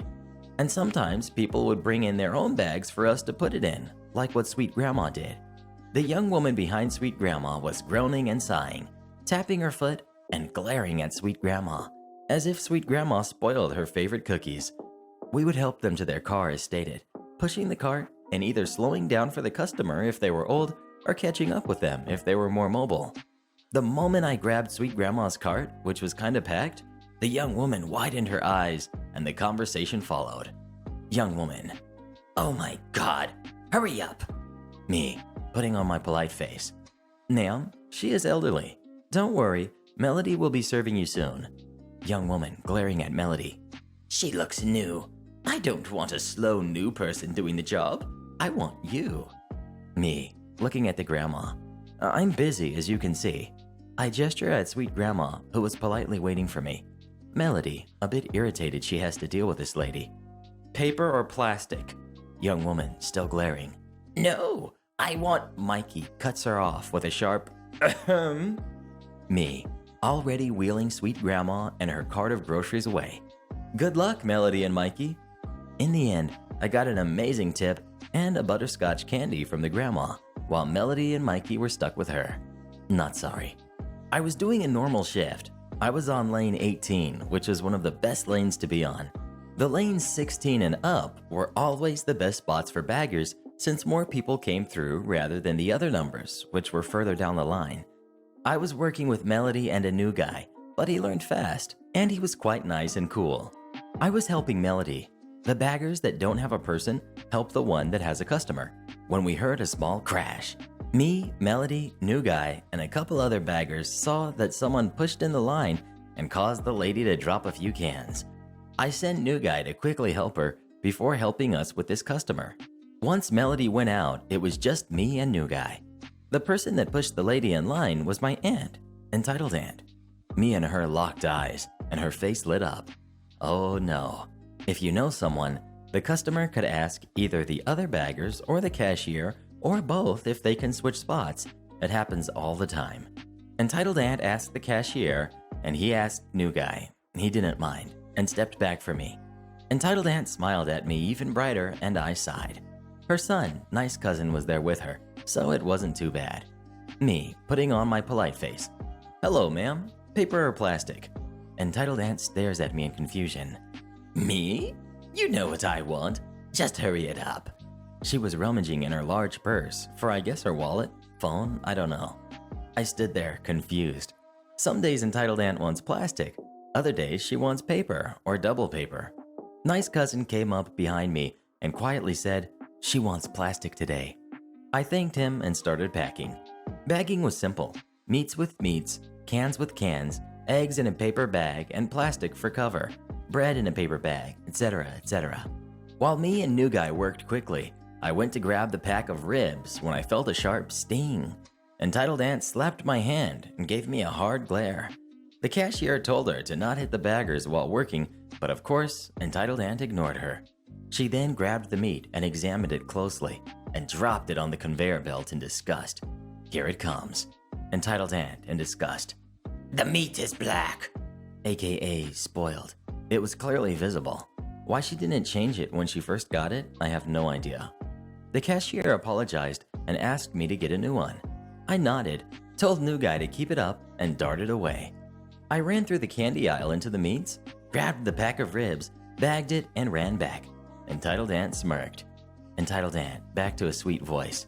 Say, can you get some chocolate and put it into my bag? I would like some chocolate pretzels. The big bag of M&Ms. Gushers. She listed every candy imaginable, and then some. As a bagger and a worker, I nodded, grabbed a handheld bag, and gathered it all. Once I came back, I was catching my breath. Melody came back and boasting at how she got $15. Before I gave it to the cashier, Entitled Aunt snatched it and looked to see if all the candy was in there. It was, but she scoffed. Entitled Aunt glaring at me. Where are the gushers? Go put this all back right this instant. I was too tired from running around the store. Not that athletic. Me, out of breath. Ma'am, you are holding up the line. Entitled Aunt shrugs. So? It's just me and you are a worker, and I am a customer. And besides, I'm your aunt. Meaning you should... Her son cuts her off. Nice cousin, starting to get embarrassed. Mom, I'll get the gushers and put everything back. Entitled Aunt, huffing loudly and annoyingly. No, nice cousin. OP is the bagger. She can handle it. Now, get my gushers. I sent new guy, so me and Melody worked together. The line was getting longer and people were getting impatient, but Entitled Aunt was getting impatient with me. Now everything I do, she critiques. Entitled Aunt. No, I want eggs with the bread. No, that's wrong. Don't just throw my tomatoes in. Useless kid. The cashier and I looked at each other. I didn't mind the way her face said, "Is this lady serious?" This wasn't even her full fury. Finally, we packed everything. Nice cousin grabbed the cart, but his mother grabbed his arm and yanked him. Entitled Aunt glaring at nice cousin. No, OP is a bagger. Now come along. I didn't argue. I grabbed the cart and went out. The air was cold and it felt nice, but the heat radiating off of Entitled Aunt was getting hotter by the second. Then it happened. Entitled Aunt. Now, since you got my cart, come home with us. I looked at her as if she was stupid. She's kidding, right? Me, dumbfounded. Entitled Aunt, I can't do that. I still have over 5 hours of work. There are others in need. I can't just leave. Entitled Aunt, rolling her eyes. Yeah, sure. Oh, we are here. Put everything in the back. I did. The trunk of her car was filthy. It made me so sick. As a bagger, I've seen many types of trunks, but Entitled Aunt's was the worst. I was placing it all in as Entitled Aunt hovered over my shoulder. Nice cousin was on standby. The moment I grabbed the eggs, when I placed them down, I felt a stinging pain on my hand. Entitled Aunt slapped me. Me, confused and shocked. Ow? What the heck was that for? Entitled Aunt starting to growl at me. 1, don't yell at your family. And 2, what did I say? No eggs on the trunk floor. You could break them. Me. Ma'am, you never... She cut me off. Entitled Aunt huffing angrily. There goes your tip. Nice cousin, take the eggs and the bread before she ruins it. Terrible baggers, I swear. I sighed, clenching my teeth. I finished quickly, wanting her to stop staring at me as I worked. The moment I closed the trunk and grabbed her cart, I wasn't expecting a tip from her anyways, when I felt a pain on the back of my head. She got me yet again on the back of my head. This time, I was at my tipping point. I had a short fuse, and I don't tolerate with bullies, whether you are my boss, friend, or coworker. Me, infuriated and starting to turn red. Don't do that again, you jerk. I'm doing my job. Entitled Aunt, getting equally as mad. I told you to get in my car. You are my niece and a slave. All you do is bag food and get money. Baggers are useless when they can't even do their job. When we get home, your mother... I stopped her, standing my ground against her, but she was just getting louder and louder. Me, trying not to blow up. Ma'am, I am a bagger of the fort, name of base, commissary. I came here to do my job and that's all. I will not tolerate this. I gave you a warning once, but now you've pushed it too far. She tried to cut in, but I sharply snarled at her, feeling my blood boiled. Entitled Aunt was like this with everyone, and I had had enough of it. I'm getting my manager and the police for what you've done. Now have a good day. I went back, fuming and red. Awesome manager and new guy were actually waiting for me outside. I went up to them, trying to put on my best smiling face. New guy, very understanding. It's okay. Don't put on a fake smile. I came out here with awesome manager because you were taking too long getting back. The camera on the outside of the building caught everything. The argument, what she did to you. He trailed off, looking at our awesome manager. He's very understanding. And since he was like my grandma's and mom's good friend, he looked at me with a kind expression, but was talking kinda stern. Awesome manager. I heard everything. You shouldn't have yelled at them, but it was all caught on camera. I called the police because I later found out from other baggers she's been hitting them for a while now. Mostly to our newer workers. I'm sorry about that. Nee, pleasantly surprised. Oh, no worries. Thank you, awesome manager. Manager patting my shoulder. You are a great worker, and you stood up for yourself. I'll tell your mom the truth if Entitled Aunt decides to spread lies about you. Me. Thanks. I took new guy and playfully pushed him. We should get back to our job. We shouldn't have kept Melody for so long. Awesome manager. No worries. 2 other coworkers are in for you and new guy. OP, go on a lunch break. And new guy, tell Melody she can go on her lunch break. And we all went inside. In the end, it was a good day. I made well over $100 in tips. The tax we had was every hour we worked, $1 was taken, but I still made a lot. I got picked up from my job by my father, who I told him what happened. He was proud of me for standing up to Entitled Aunt and telling her off because someone needed to. He got me a Crunch Bar and a huge orange Gatorade, my favorite. I'm sorry for this story being so long.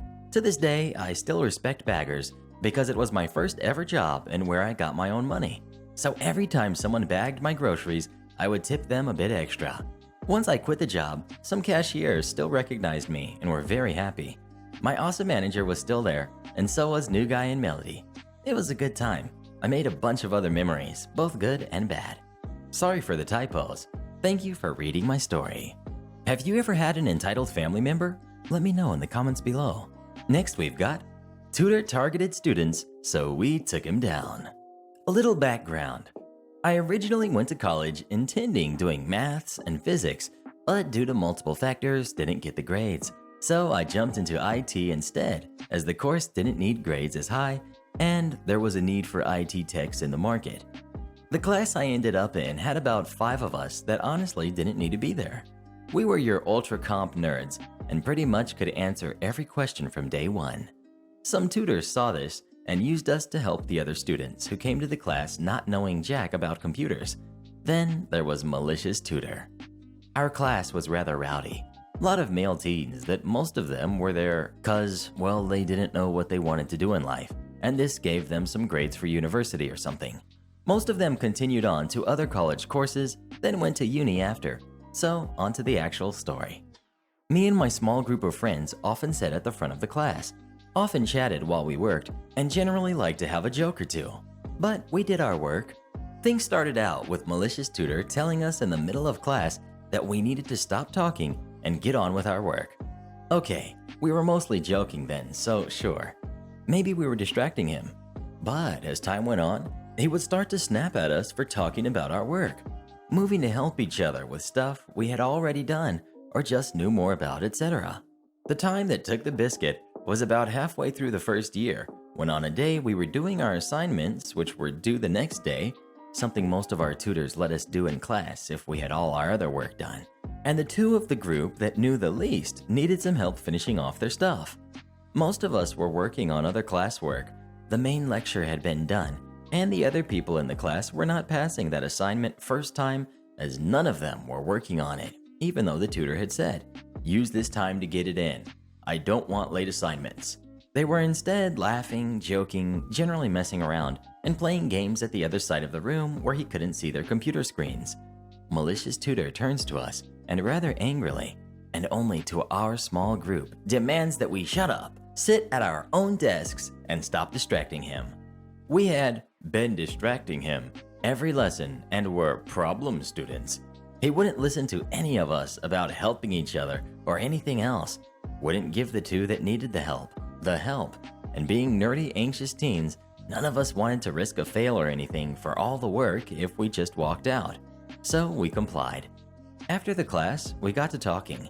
One of the people in our group, who we referred to as Griff in college, had done another course before this one and had many more tales of malicious tutors. From losing assignments to straight up refusing to help students, with one occasion breaking some code in a software assignment and then just shrugging and saying, "Don't know, sorry," and leaving the student to fix it. It was here I decided to hatch a plan that snowballed far quicker than I expected. That night I jumped on Skype, hit up Griff, and started writing down everything that had been happening.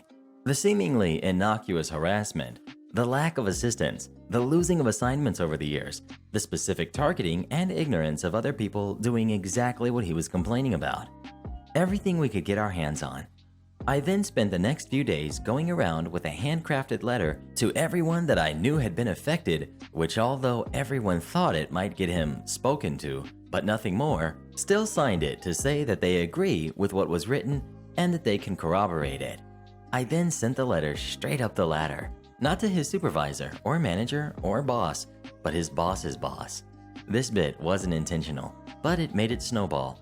And although I had planned out a whole bunch of stuff to give evidence of his actions, I didn't need any of it. Within a few hours of depositing the letter, I was pulled from my class by the head of the department, who was assuring me that I wasn't in trouble and all the usual stuff. I was taken straight to her boss's boss, who said something along the lines of, "OP, because of how you've approached this complaint, we have got to take it very seriously. Did all the people who signed this read it?" "Yes, tutors, managers, boss's boss. They did. And I believe other people have made complaints in the past too." "Okay, OP, if you want, we can omit any names and this can be dealt with as an anonymous complaint, but that is up to you. I'm fine with my name being used, but I can't say for anyone else who signed the letter." "Thank you, OP. If we need anything else from you, we'll be in touch." I can't say for certain, but I'm sure he then called in every other person on the letter and all of them asked to stay anonymous. By the next week, the tutor had disappeared and no one knew why or where he had gone. Even his colleagues didn't know exactly what had happened, only that he had left. We didn't see him again that year. The head of the department was also changed. I'm assuming because she hadn't dealt with the complaints properly, but she just got a demotion. She was a good tutor. The next year, I was stood near the room my next lecture was, and malicious tutor walks down the corridor, making a point to stop in front of me, shake my hand, ask how my studies are going, and tell me if I ever need anything, I can come straight to him. Kinda creepy, and he never did it to any other students. I was never put in any of his classes again, even though he did lectures on my subjects. I found out before I finished my last year, he'd been put on leave, then made to attend a training program and hit with a good old last chances warning. Probably with, "Attend this program or you're fired." Moral of the story, the pen is mightier than the MT's Bork. Karen is reporting me to the medical board. I'm an architect. I work in an architecture firm in a large building that also contains many other types of professional offices. The receptionist for my firm is on another floor. My office is on an upper floor in a corner, so it's not a logical place for people to go first when they come to our building and don't know where they're going. Nevertheless, it has a door directly to a main corridor, so lost people occasionally knock on it, which is why we have a sign on it with the name of our firm and directing people to our receptionist on the 3rd floor.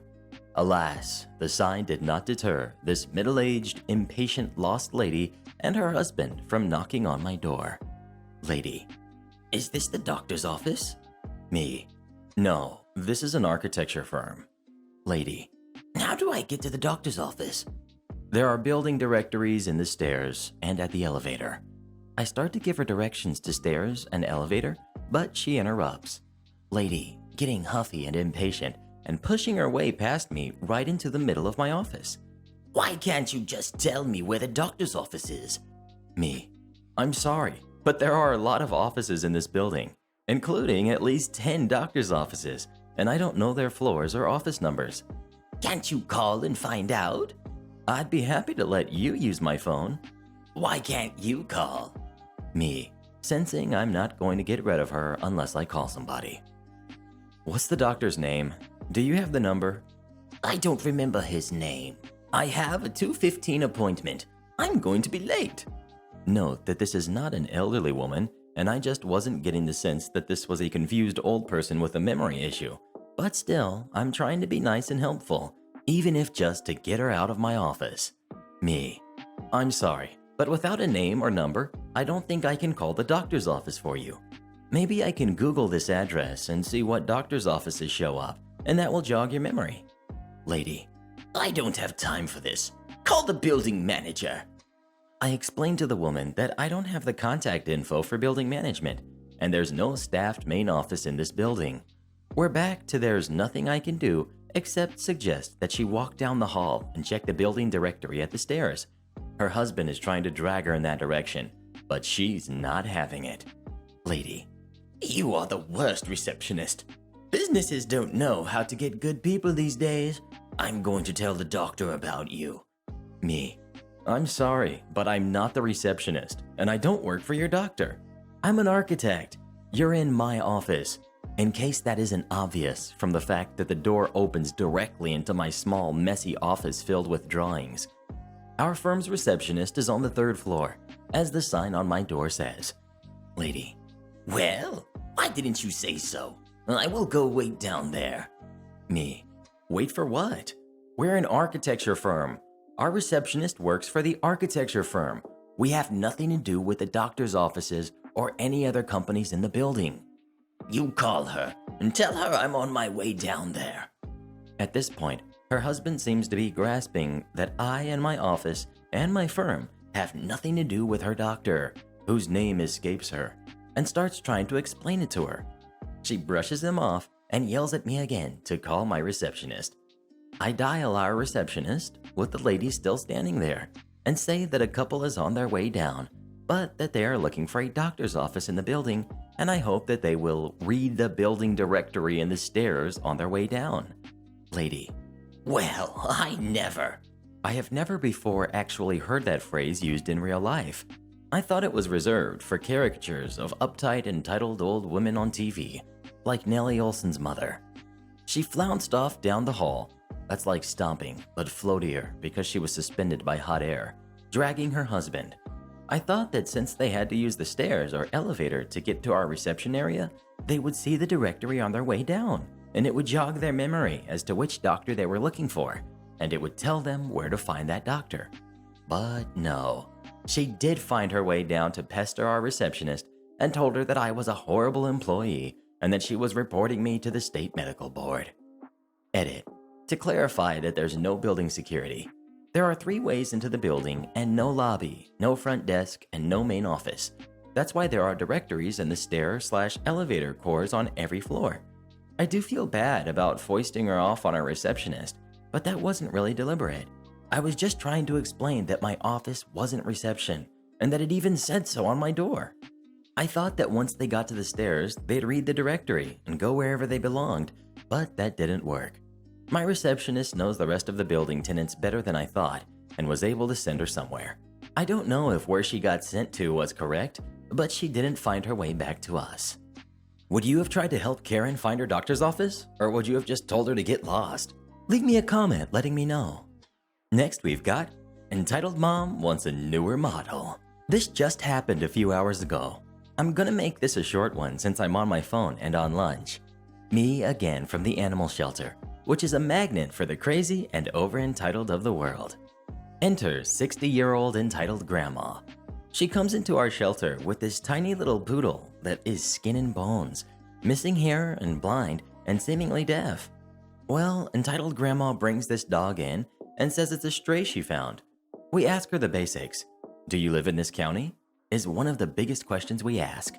See, what some people don't know is that every county in a state has its own county animal shelter or animal control facility. Any stray animal found must be brought to that county shelter, usually within 48 hours of finding the animal.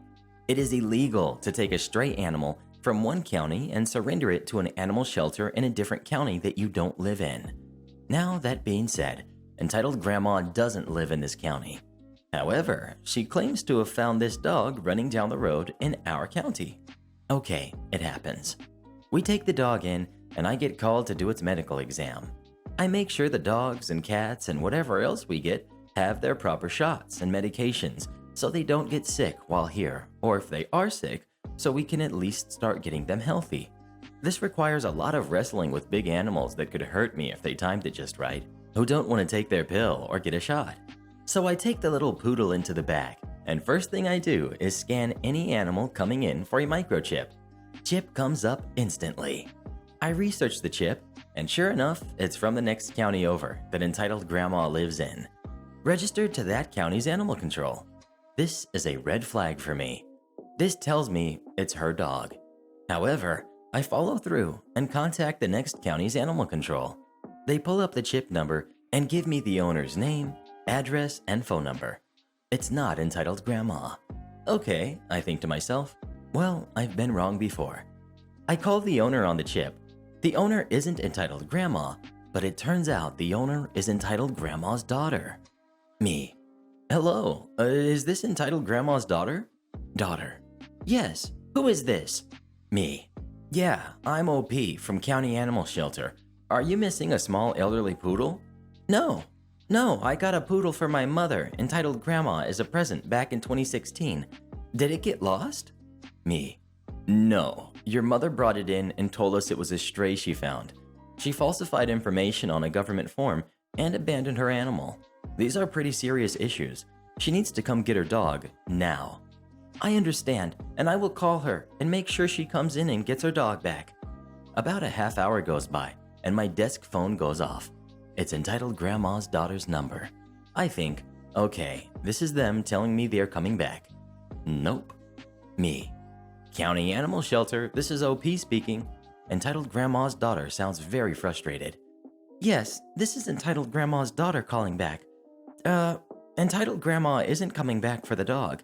She says she doesn't want it anymore because she thinks it's old and ugly. She demanded I get her a teacup chihuahua instead. Me. Well, that's between you and her. But either you or her need to come get this dog, as it's an actual crime to surrender your animal to a shelter in a county you don't live in, let alone the animal abandonment charges and putting down false information on a government form. Daughter. I understand, but I work in another county and can't make it in time to get the dog. Me. Then your mother needs to be an adult and come get her dog. She's got till the end of the day. Otherwise, we will be filing a police report. Daughter. Well, she's old. She shouldn't have to deal with this kind of stress. Me. She should have considered that before she lied to us and abandoned her animal. Have you even seen this dog? It's skin and bones. You are aware that animal cruelty is a felony in this state, right? Fine, I'll come get her darn dog. Me. We close at posted hours. She hangs up. I go to lunch. I doubt I will see her or her mother, but I'm true to my word. If they don't get here by the end of the day, they're gonna be dealing with the police instead of us. Edit. Quick update. With 3 minutes left to go till we close, and no Entitled Grandma's daughter or Entitled Grandma in sight, this will now become a police matter. I gave Entitled Grandma plenty of time to get here. Now they can deal with felony charges. Edit 2. No word from Entitled Grandma's daughter or Entitled Grandma either. I doubt they'll show up again at this point. The poodle is doing great though. She's getting the food and medication she needs and already seems more energetic. The plus side is in shelters, the smaller dogs always tend to get adopted first. So once she is medically cleared for adoption, she will most likely get a home that day. Do you have any pets like a cat or a dog? Please leave me a comment letting me know. Next we've got, yes, I was a student here. 8 years ago. Background. My parents used to host foster kids until they could be placed with their adoptive parents. They did this from 2015 to 2019. This happened in 2018. This particular kid we had, and I'll call her Annie for this story, Annie was 11 when this happened. Annie was a sweet girl who had just lost her parents, and my parents hosted her until her grandparents could adopt her. While my parents did host foster kids, I would often help out with taking them to school and doctor's appointments since I worked the evening shift at my job. Annie ended up going to some middle school that I did, and I know several of the teachers and office staff that still work there. And yes, this will be important. Cast. We've got me. We've got teacher. We've got Annie. We've got Mrs. G, godmama and secretary. And we've got Mrs. B, the principal. So like I said, this happened in 2018. My foster sister Annie was in school. It was around 10 in the morning when my mom got a call from the school that my sister had started her monthly. Oh boy. I grab lady things and some pain relievers to help with her stomach cramps. I go to school and see Mrs. G, the secretary, and my godmother, who waves me through after I verified my identity. We have to do this for safety reasons. I go into the waiting area and sit there looking at my phone. Then I hear the dreaded, I look up to see this teacher looking at me with disgust. Oh boy. Me. Can I help you? Teacher. Why aren't you in your uniform? It's not a free dress day. Me. I'm not a student here. I'm waiting for my sister to give her a change of clothes. Now, before the teacher could finish, Annie walks in, looking embarrassed as heck. Annie. Hey, kitty. My nickname. Me. Hey, Munchkin. I brought some clean clothes for you. And go ahead and take some pain reliever meds. Annie takes the bag, and I give her a bottle of water so she can take the medicine. The teacher sees this and just freaks out, accusing me of giving her things that aren't allowed. But it was just some Aleve. Me. Ma'am, I told you. I'm her older sister. I came here to give her things for her stomach cramps. Teacher. There is no way you are her older sister. I want to see ID. Annie tries to get a word in, but I just shove her the bag. Now, while all of this is going on, Mrs. G is watching us. As I said, Mrs. G is my godmother, but I am also an adult who can handle things like this. I show her my driver's license, and of course, the teacher scoffs and just hands it back to me. This just proves you're in high school, and I don't care you're her older sister. You can't be here. I was born in 1997. Annie interjects. Ma'am, Kitty had her 21st birthday a few weeks ago. The teacher shushed her. At this point, Mrs. G is coming over. God bless her. Mrs. G walks over and asks what's going on. Teacher. Mrs. G, you need to report these two girls to the principal. Mrs. G. Why the heck should I do that? Kitty hasn't been here since 2010. But her ID. What about it? I've known Kitty since she was a baby. I'm her godmother. She would never lie about this. Teacher. I can't believe you. We are taking this to the principal. At this point, I just wanted to get home, and poor Annie was just an anxious mess. Mrs. G told her to go take care of her business. Being polite, despite wanting to knock the teacher into next year, I went to the office, where at once the principal, Mrs. B, immediately greeted me with a big hug and asked how my sister was. Big sister went to the same middle school as me. I told her my sister is getting married soon. Then she gets right down to business. Mrs. B. Susan. I don't know the actual teacher's name, so it's Susan. What's the problem? Teacher. This student is lying and giving things that aren't allowed to her sister. Mrs. B just started to laugh. It was the first time I had ever seen her actually laugh. When I was in middle school, I never once saw her smile or laugh. Mrs. B. Lord. Susan, are you that dumb? Why the heck did I even hire you? Lord Almighty. Kitty is 21, for God's sake, Susan. Why the heck would you think that she's in high school, much less middle school? Go back to your class and let me reconsider hiring you. After that, the teacher, Susan, huffed off. Mrs. G, Mrs. B, and I had a good laugh. This is pretty common for me since I have a baby face, but most of the time it ends in awkward apologies. I've never had this happen to me, but it was nice to have someone back me up. I leave the principal's office and tell Annie to have a good rest of her day, and I'll see her that afternoon. Next we've got, which would you choose? Bail out Karen or bail out your vehicle? A little backstory of my auntie. She is very entitled. Our relationship was strained after she revealed a very private conversation between the two of us, and it led to a big fight. One thing about her is that she is very impatient. Her impatience has always led to trouble. This one time really made things difficult, but easily one of the most easiest decisions I have ever made. Several months ago, I needed to print my research paper about fabrics for my fashion class. My aunt insisted in joining me, even though I warned her that the printing would take about half an hour. She said she can wait that long since she had nothing to do. She has kids, but they were in school. So I reluctantly agreed for her to join. We arrived at the print shop, and I told my auntie to wait in the car. First mistake. I went in, and the clerk told me it would take 45 minutes as the research paper had over 120 pages. I called my auntie and told her it would take 45 minutes. She screamed at me saying, You said it was 30 minutes. I can't wait that long. Me, you said you had nothing to do. I told you it might take long and you didn't have to come. You do this all the time. Entitled aunt. Get it done. Now. And I hang up. Now, some of you might ask why I didn't just drive her back. The print shop was really crowded, and it's like a dry cleaner's with the number of tickets and such. My number was 31, and the number displayed was 25. There were at least 50 or 60 people in there, and there was no way to drive off because I would lose my place. About 10 minutes in, my auntie calls again. Are you done yet? Me. No. How much longer? About 30 minutes. Ugh, fine. And she hangs up. Not even 5 minutes later, she called me again. Where are you? Me. It hasn't even been 5 minutes yet. Let's go, now. I can't. It's not even my turn. I don't care. Drive me back or else. Me. No, you won't. Entitled aunt. Watch me. I had to run out, but it was too late. My auntie drove my car away at full speed. So after that, and the printing is done, I called an Uber and headed home. Soon as I came back home, my mother and stepdad were asking where Entitled Aunt was. Mom. Hey son, where is Entitled Aunt? Me. She took my car when she didn't want to wait. I told her it would take 45 minutes and she was annoying me. Stepdad goes pale. Son, you know Entitled Aunt doesn't have a license. Me, smirking. No, I did not know that. She said she did have one. I knew she didn't have one. Any idiot would already notice a fake ID if it's her handiwork. Stepdad. She is incapable of driving.